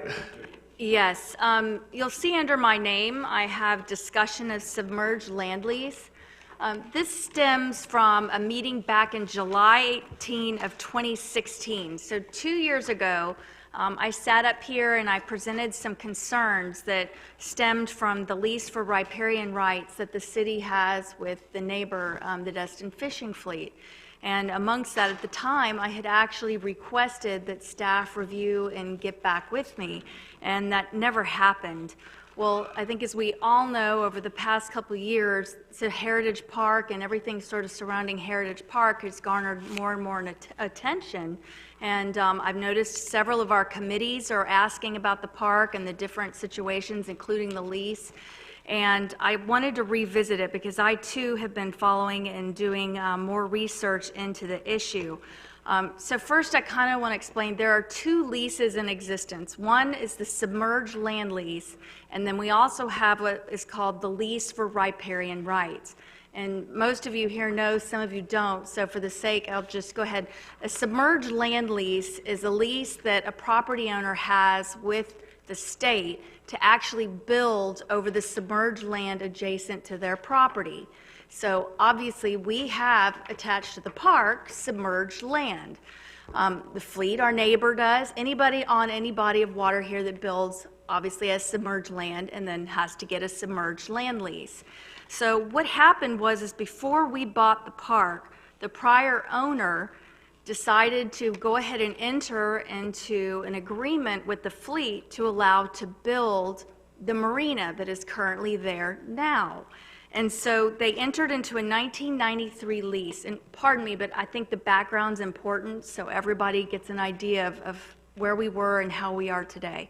So in 1993, there was a lease drawn up between Melvin and the fleet that dealt with the riparian rights and who could use what, and that Melvin at the time agreed to allow his submerged land to be combined with the fleet's land for purposes of building the marina.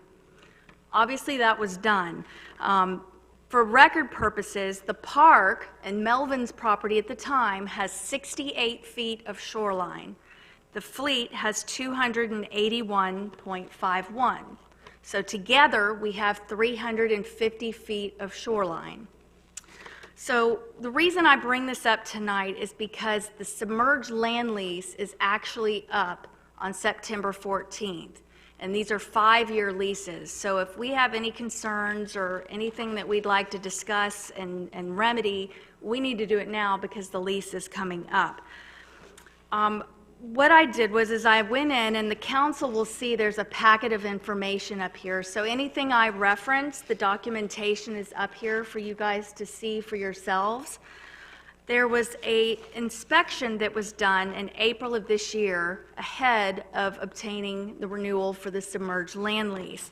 And I was quite surprised to see that not only is the city not listed at all as an upland property owner, it shows the fleet as the sole upland owner and that they have all 350 feet of the upland property.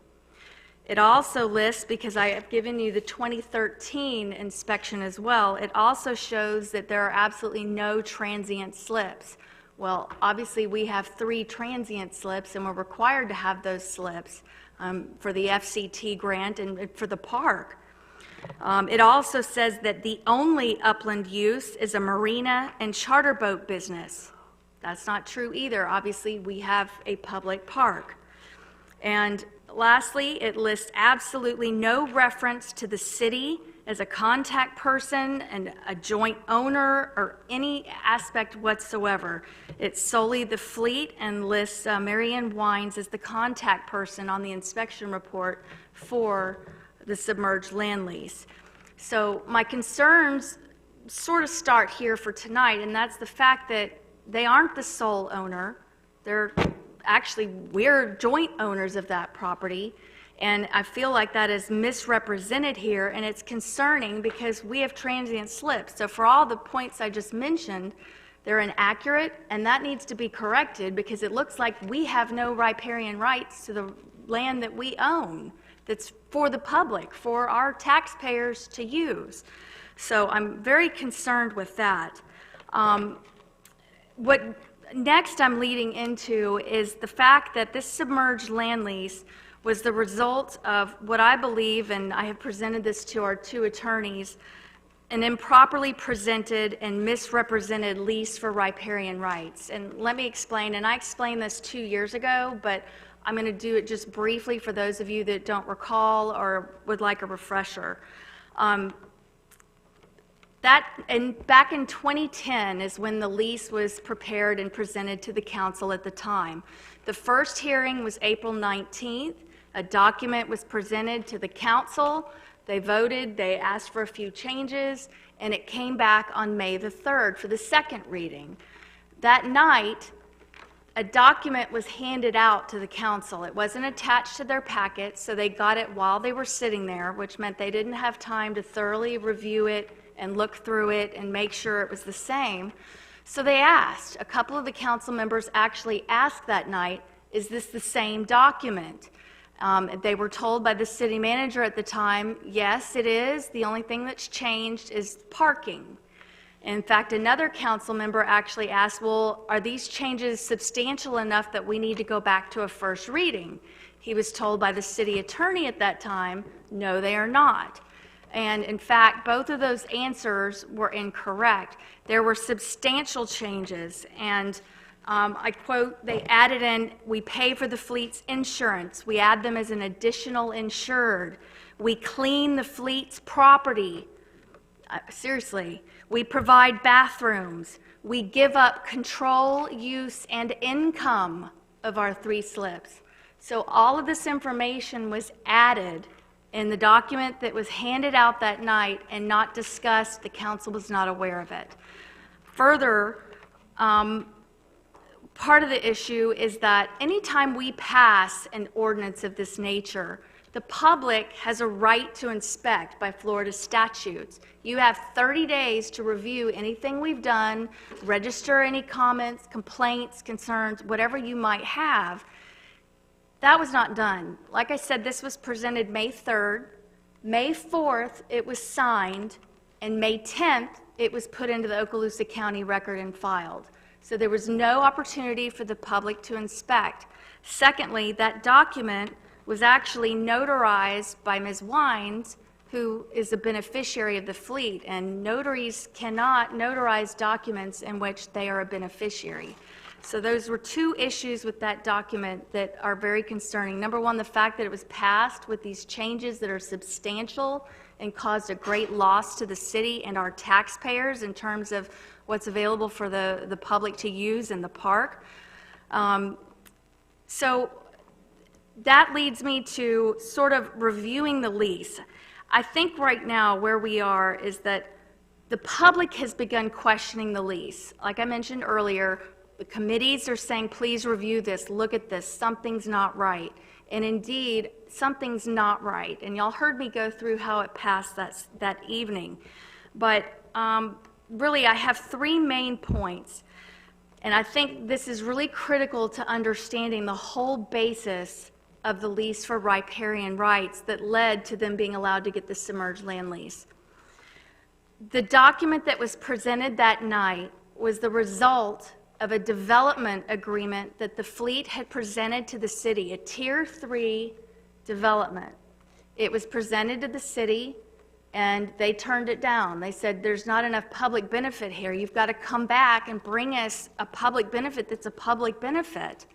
And so they stepped back, and they went, and they made some tweaks, and they came back, and they added the fishing museum to the development. So when they added the fishing museum to their development agreement, they were going to put the fishing museum on their property, and then they added several things that had to do with them adding the museum. Suddenly, the city had to clean their lot, these things that I just disappointed.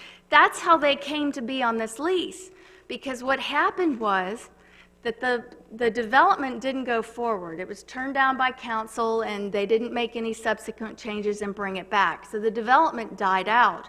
But what happened is all those items that were added in to support the museum being on the fleet's property were put in to a lease for riparian rights that was handed out and passed by that council without them even knowing it.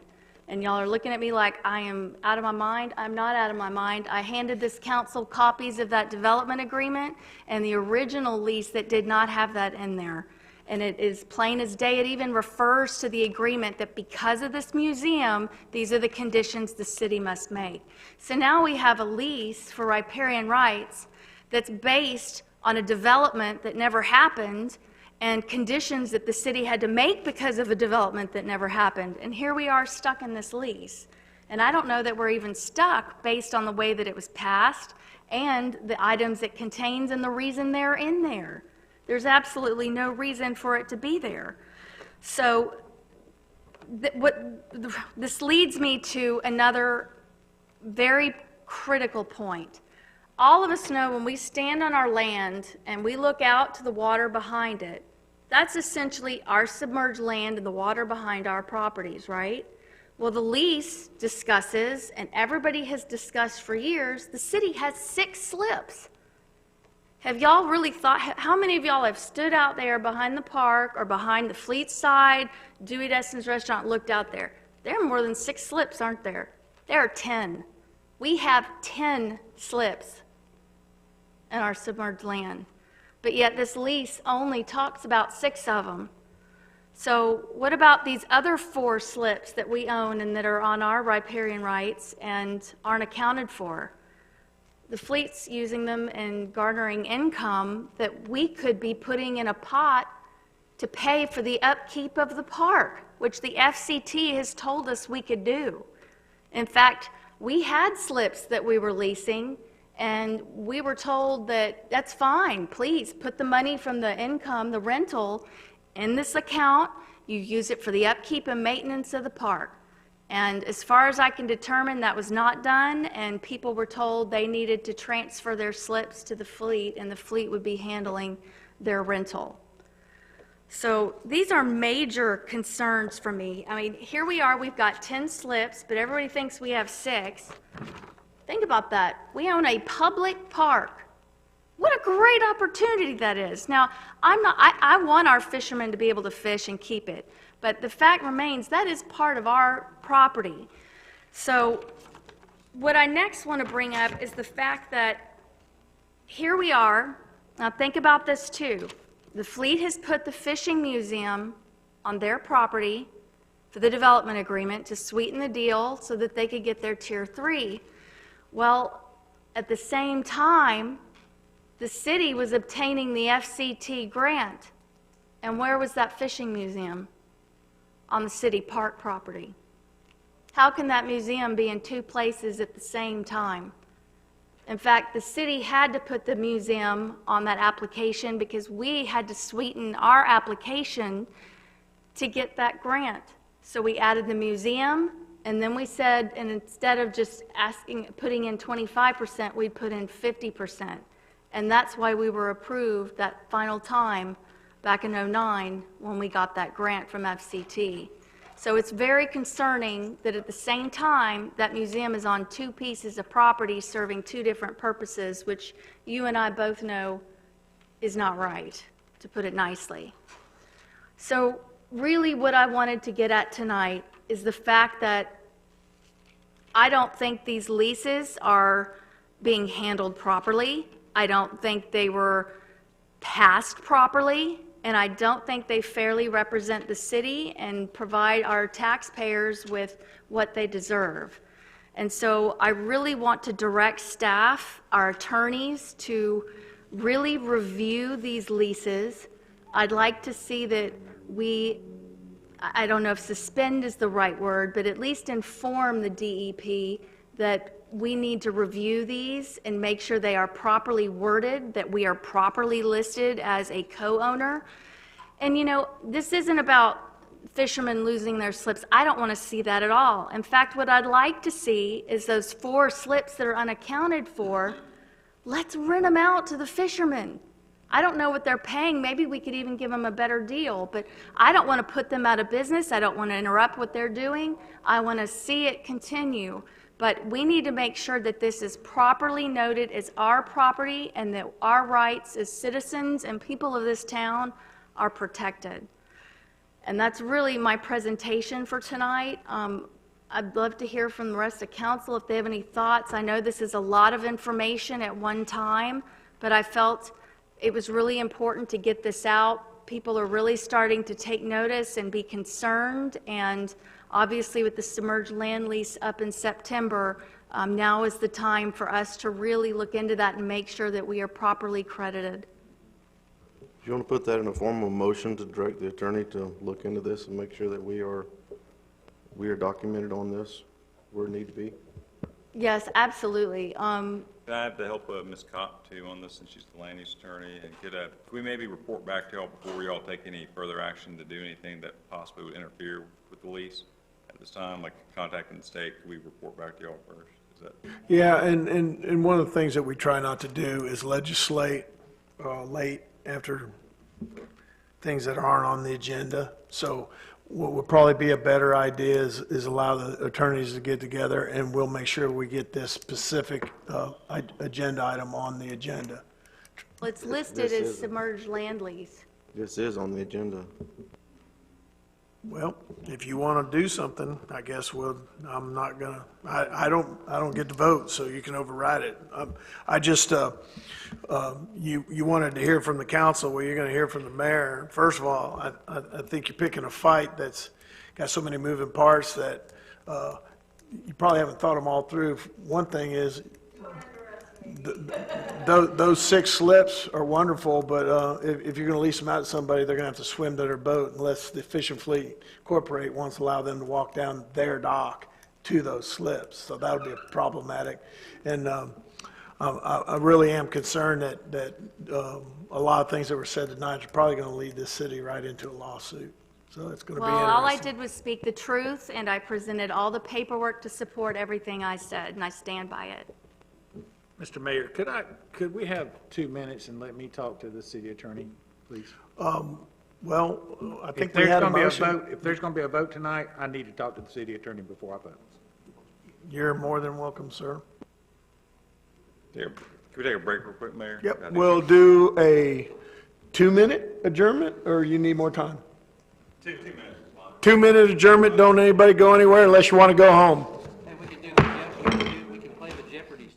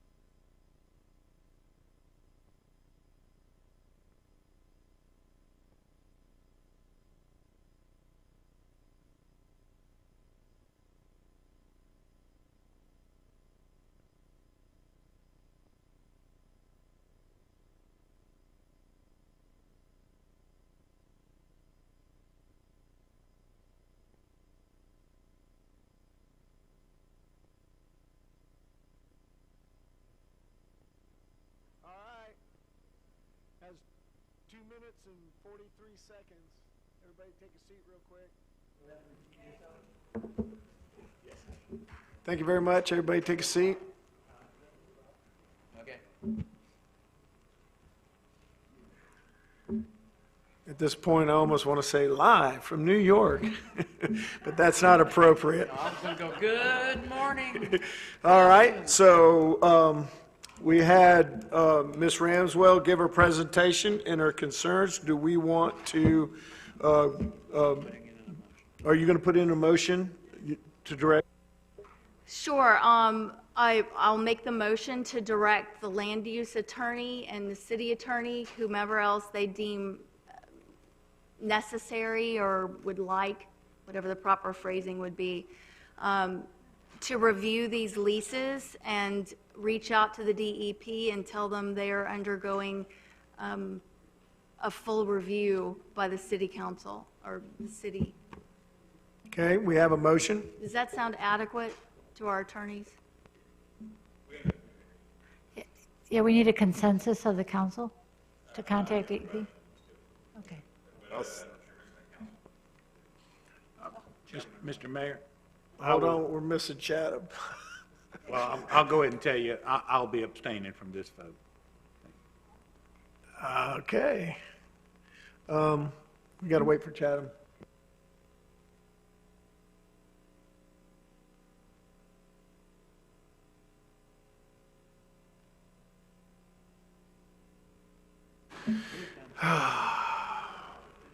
All right, so we have a motion. Did you hear the motion, Chatham, or you need it reread? Huh? Repeat the motion, Ray. To direct the city attorney and the land use attorney to review the leases, inform the DEP that the leases are undergoing a full review to make sure they're properly worded. Second. Properly worded or properly represent the actual but yeah, I guess that's the same thing. You mentioned another thing earlier, I don't know if you want that part of your motion, that the city is properly listed as a co-owner. Is that part of the review, or do you want that added? That would be part of the review, because right now, we're not listed on the inspection reports at all. Okay. What we'll do, we'll come back and report to you at the next meeting. I believe, is it next Monday? Maybe we could come back with something for you at that point in time. I think before we take any formal action past that, like contacting the DEP to tell them anything, I think we need to kind of bring the results of what we find back before you, and at least talk to y'all about it, because it's a pretty serious decision. I have no problem with the city attorneys looking at the lease, but I have a major problem with them taking action with the DEP. I have no problem with them researching something for you, but for them to submit something or contact another governmental agency, I can't support that. Chatham, may I ask, what is your concern? I mean, do you feel that they should be made aware that we're... I would like to see the results of, or I would like to see what the attorneys come up with, and I'm not too sure what you're looking for, but I'd like to see what the attorneys have before I give them authorization to approach the DEP with anything. I'll go for that, and my only concern is that the lease is up on September 14th, so as long as we can meet and go over this before that time. Okay, let's get back in order here. So we had a motion.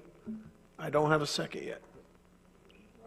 Okay, Rodney seconded. So we have a motion and a second. And again, Mayor, I will be abstaining from this. My wife works for the company. My daughter did legal work on this, so. You got it. I will Totally abstain from understandable. Okay, Mr. Destin. Yeah, I mean, I've been living this issue my whole life. I mean, you know, we're on the other side of the property. I have just some personal deep apprehensions about going down this road, because I just don't see where it's going to benefit the public from a legal fight standpoint. There's political optics to this, going and trying to claw back a bad deal. I agree with you. It was a bad deal. The 2010 lease amendment was a bad deal, and the city at the time got bad legal advice, in my opinion. I just don't know if the end game benefits worth it for the city to just completely try to unravel that. I mean, I have the benefit of having a legal education, and, you know, I wonder from a legal standpoint how strong our arguments are to go try to claw things back. Man, this is not a fun one for me, but I don't think I'm going to end up supporting it. I hope you understand. And if I can clarify and kind of add on to what Mr. Destin said about the city getting a bad deal, I remember, I'm not even going to dig that up, but conversely, the fishing fleet got a very good deal, and they're a business, and it's in their business interest to get the best deals possible, so I don't fault them for that. I probably fault prior city councils and city attorneys for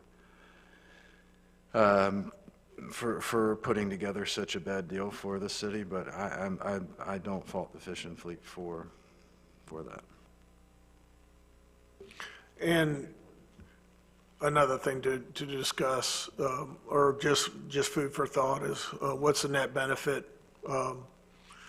digging into this from the standpoint of the people that make a living down there, the people that are leasing those slips. If the city, you know, if that's the road they want to go down, then I just hope that there's no small businessmen that are harmed by something such as this. That in the last dispute, some cement roadblocks went up and nobody's using that, and if they've got to give up those slips because they're under a court battle where nobody's in them, not transient boats, nobody, and they're sitting there vacant for the next 3.5 years. I don't see how that benefits our fishing fleet. Of course, you know where I stand on the fishing fleet. So I just worry about the 4 or 5 guys that I know personally and friends of mine that do business off of that dock that's not on city property that will concern me. So that's just the only thing I have to say. We do have a motion, and we've had a second. Is there any further discussion on this? Mayor, I would say that I completely agree with you, and I don't want to see anything happen to those fishermen out there. I don't want them to lose their livelihood whatsoever, which is why I would say we just switch to these slips being our ownership rather than the fleet ownership, because they're in our submerged land. Unfortunately, there's an issue with how you get to the slips. It's been like that since 1993. So that's a long time. So that's a long time, and it will create a big problem. So I've said my piece, and you've made your case very clearly. So seeing no further discussion, we'll go ahead and take this to a vote.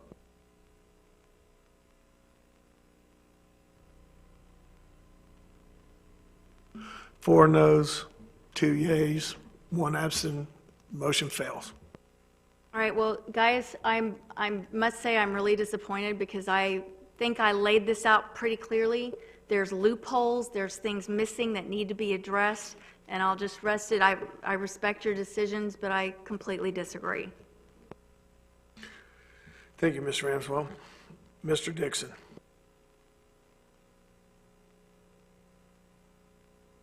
Just next. It's your turn. It's your turn. Nothing tonight, Mr. Mayor. Thank you, Mr. Dixon. Mr. Oberdeer. Okay, let me make this quick. Can you go ahead and show those slides real quick? I've been contacted by some members of the city that are a little, and I know we talked about this a couple of meetings ago about the boat launch down there and on Joe's Bayou, and I know that the parking situation down there is just getting worse and worse and worse every week that goes by. And so we took these pictures here a couple weeks ago, and there's cars and trucks and trailers all over the place. I mean, we've run out of space. So and I know it's not on the agenda tonight, so maybe we can just make this for a future agenda to further discuss fixing up that concrete plant and putting some gravel or some crushed rock or whatever in there to turn that into some kind of a parking lot that some of these people can start parking in, because people are going down there. Now they're launching their boats and they got no place to park their truck and their trailer.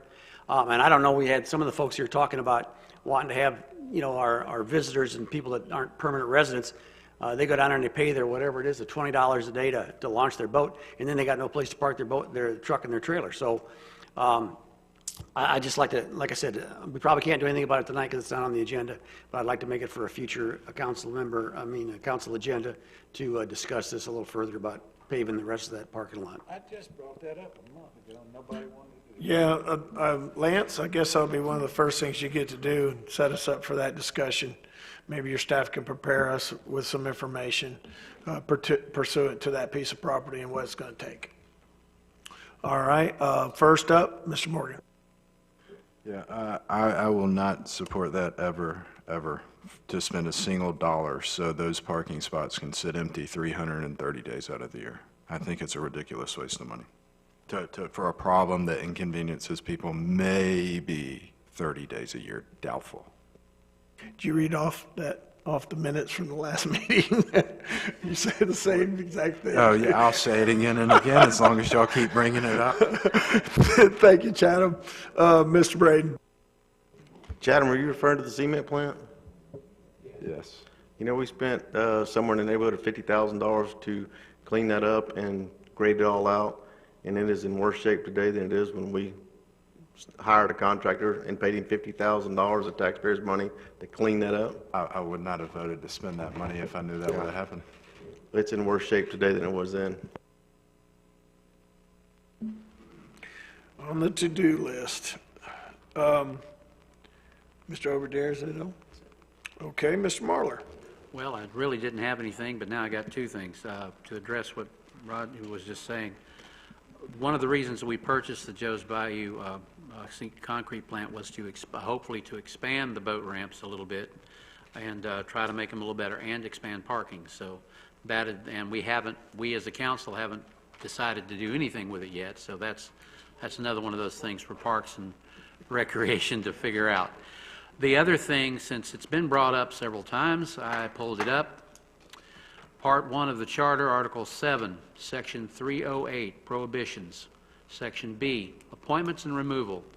Neither the mayor nor the council nor any of its individual members shall in any manner dictate the appointment or removal of any city employee whom the city manager and any subordinates are empowered to appoint.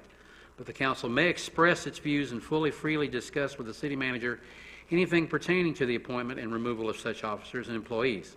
Appointment of departmental heads by the city manager must be agreed on by the majority vote of the council. Section C, interference with administration. Except for the purpose of inquiries and investigations, the mayor or council member shall deal directly with the city manager. And that's all I have. Thank you very much, Mr. Marler. Mr. Destin. Thanks, Mayor. One item tonight. I was the one who requested that the agenda item to approve or deny the appointment of Mr. Schmidt to the interim community development position. And what I got from our former city manager was a response that basically played semantics with the idea of appointment versus assignment. And I'll be candid, I am not impressed, and frankly, I think it's a very dangerous precedent to muddy the water in that regard. But I don't know if necessarily having a giant, constitutional crisis in the, at 9:30 at night is really what we need to do. And frankly, I don't know if I even have the energy for it anymore. But, I disagree with the designation of an appointment versus an assignment by our outgoing city manager. Like I said, it's semantics, and I think it's intended to muddy the water over this council's oversight powers granted by the charter. So in that regard, I'm going to go ahead and invoke the powers granted by section 1.01A of the city charter to organize, regulate the internal affairs of permanent offices, positions, and employments. And I direct that the Community Development Department shall not execute or communicate any official positions, opinions, or findings to any member of the general public without the communication first being reviewed and approved by the city's land use attorney for legal sufficiency and compliance. We're just getting to the tip of the iceberg about the mistrust of some of the staff, and I'm not comfortable with the current makeup of the Community Development Department just being left under that supervision. So in that regard, that's my motion. I basically want our city land use attorney sitting on the Community Development Department until we get a permanent Community Development Director. Second. Got a motion, we got a second. Do we have any discussion? Does that technically brings up an issue? If you're going to appoint her as the Community Development Director. No, I'm not appointing her as a Community Development Director. I'm instructing that any communications that are going to be leaving that department are going to go across her desk for review for legal sufficiency and compliance before they leave. I'm not going to argue the semantics points of whether or not a person could be assigned duties of a separate department that they're not technically heading, because I find it to be basically a runaround of the charter division of powers to basically cut the council out of its approval process of department heads. So if that's the way they want to play the game, my opinion is we're going to sit the lawyers on top of them, and I don't want to see anything come out of that office without the lawyer's approval. The only other question I have, does that change her contract? Because you're adding an extra, to me, you're adding another duty to her contract. I'm not sure if that, Jeff, you can explain if that's true or not. I'm just trying to find out I don't have Ms. Kopp's contract in front of me, but my contract would have enough wiggle room for temporary duties like that to be assigned to me. But Mr. Destin, are you directing the city manager to make that happen, or are you doing that directly from the city council? I would direct the city manager. I would direct the city manager to take whatever means necessary to put into place a procedure that ensures that no official communications come out of the Community Development Department without having first been reviewed by our land use attorney. I'm going to make a comment. I regret that you went there, but you did, and you're entitled to it.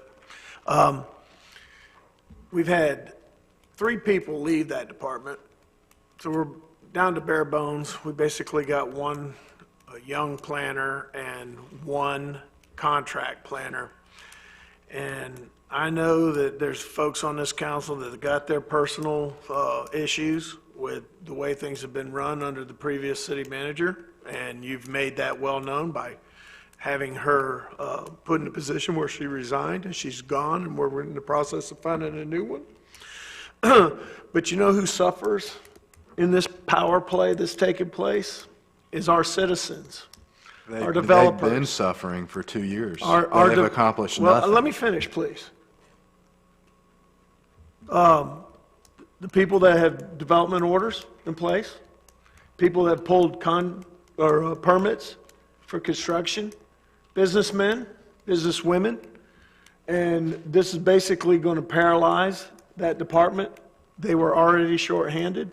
I think in the interest of allowing this department to operate with some fluidity, it would make sense that somebody that's well-versed in that department or those capabilities, regardless of your personal feelings about them, until we hire a new city manager who goes and hires a new directors of these programs, I don't think that we should handcuff our city because of your personal issues with certain individuals on the city staff. I think that is not good government. The gauntlet's been thrown. Ms. Lejeune is gone. 3 other people have resigned. Some other people will most likely be gone as well when a new city manager. But in the meantime, I think it is foolhardy for us to paralyze our city for the people that want to try to continue to work and provide and do business in this city. That's the only problem I got with this. I have no qualms with your personal feelings about how people have done their jobs. I just don't think this is the right way to approach it at this time. I think you've already done what you felt was necessary, and that's for us to go out and find a new city manager. But in the meantime, and as we all know, this could be 60 days or 120, what you're proposing, Mr. Destin, is really going to hurt our community. Mr. Morgan, you had something you wanted to say? Yeah, I would say our community development department's been paralyzed for years. I haven't heard a single good thing from a constituent about that department. I've got a guy who's been trying to build a shed for 8 months. I've got people who can't build pools, they can't build fences, they can't renovate. And these are homesteaded people. You know, so forget the businesses, but they have been absolutely inefficient and ineffective and lack complete customer service. They provide no solutions. I mean, dozens of complaints, and it makes me look bad, and it makes all of us look bad because they expect us to do something about it. So we got to do something because what we've been doing has not been working. If you can find me one person who has had engineer, contractor, homeowner who has had a pleasant experience in our building department, please send them my way because I have yet to find one since I've served on this council. Mr. Dixon. I was going to ask Mr. Destin if he was basically talking about, but I think I got it from you, is we're talking about until the new city manager is hired. Am I correct with that? Yeah, Okay. I'm fine with actually until the interim becomes a permanent. When we get a new city manager, I expect them to hire a new community development director. At which point, I will give them the benefit of the doubt to have a chance to run their own department without us sticking a boot on top of them, because I don't really trust the department to do the right thing anymore. Okay, let me ask about things, small items such as fences and pavers, brick pavers being put down and things like that, that all that stuff would need to go through the land use attorney? Or is it basically any kind of a development? And when I say development, let's talk about building, like buildings or something. And if you could maybe tailor your motion to where we're not basically having to have somebody wait on an attorney to look at a fence, application, then I could look at supporting it. But if it's a point blank, and another thing, she was just on vacation for 2 weeks. I mean, I don't know if she's got something else coming up, but I don't think that we can totally shut down it because one person cannot review it. But I will say that some of the smaller items, I feel like, should be able to basically say, yeah, that looks like going to be a fence, and let it go. But the building maybe, or development, when I say development. I don't think that's unreasonable, but anything over about a 2,000 square foot, I want it in front of our land use attorney. Because Okay, I have deep-seated concerns that, as it stands right now, our current comp plan states that basically anything under 25,000 square foot could just be carte blanche approved. It's very concerning for me, given how we haven't, that's under review. But There is an ordinance about to go up in front of the LPA at the next meeting, I think, that will make anything 10,000 or more. Ms. Cobb would have to review that. I believe that's the verbiage in that. So maybe make your motion temporary till that ordinance goes in effect. Sure. And if I could offer a friendly amendment, it'd be basically in development and not in smaller projects of some kind. It's fine. So amended. Mr. Braden. Thank you, Mayor. Did we just change the city manager, asked to change that all the department heads all meet at one time to go over development orders? So it's not going from department to department to department and take days. Now that just in one meeting, all these department heads are all in one room. It's the ordinance I was just talking about. It's pretty comprehensive. It involved a committee they were going to form called the TRC and Technical Review Committee. Is that what you're talking about? Where they had department heads and I believe a representative of the fire district would be there too. Is that the one you were talking about? I think that's what I'm. That includes in their review by Ms. Kopp of anything that's 10,000 feet or more, and that's what I was just talking about. If Mr. Destin's motion would be temporary until that actually goes into effect, that ordinance, because that'll be in front of the LPA, I believe, next week or the week after. I forget when they meet. So maybe it'd be better if she attended those same meetings instead of everything going straight across her desk. She attends those meetings as well and could review it at that time. She's part of it, actually. I had to make revisions to it, and she's now part of that committee, actually. Okay. Yeah. Okay. Thank you, Mayor. That's all I have. All right. No one else is on the list but me. I just want to remind you, I think it's a good idea if you do make some restrictions to that approach, because she is paid by the hour, and we're already $146,000 above last year's legal fees. So that's another thing to take into consideration. So I guess with the amended motion, that would address some of that. Any further discussion? Seeing none, we have a motion. We have a second. Does everybody know what the motion is? Okay, let's go ahead and take this to the vote.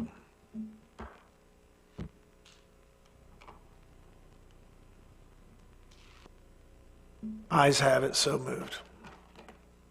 Thank you, Mayor. I have nothing further this evening. Mr. Morgan. Nothing tonight, Mayor. I've said enough. City Attorney. Mayor? I proclaim this meeting adjourned. Thank you.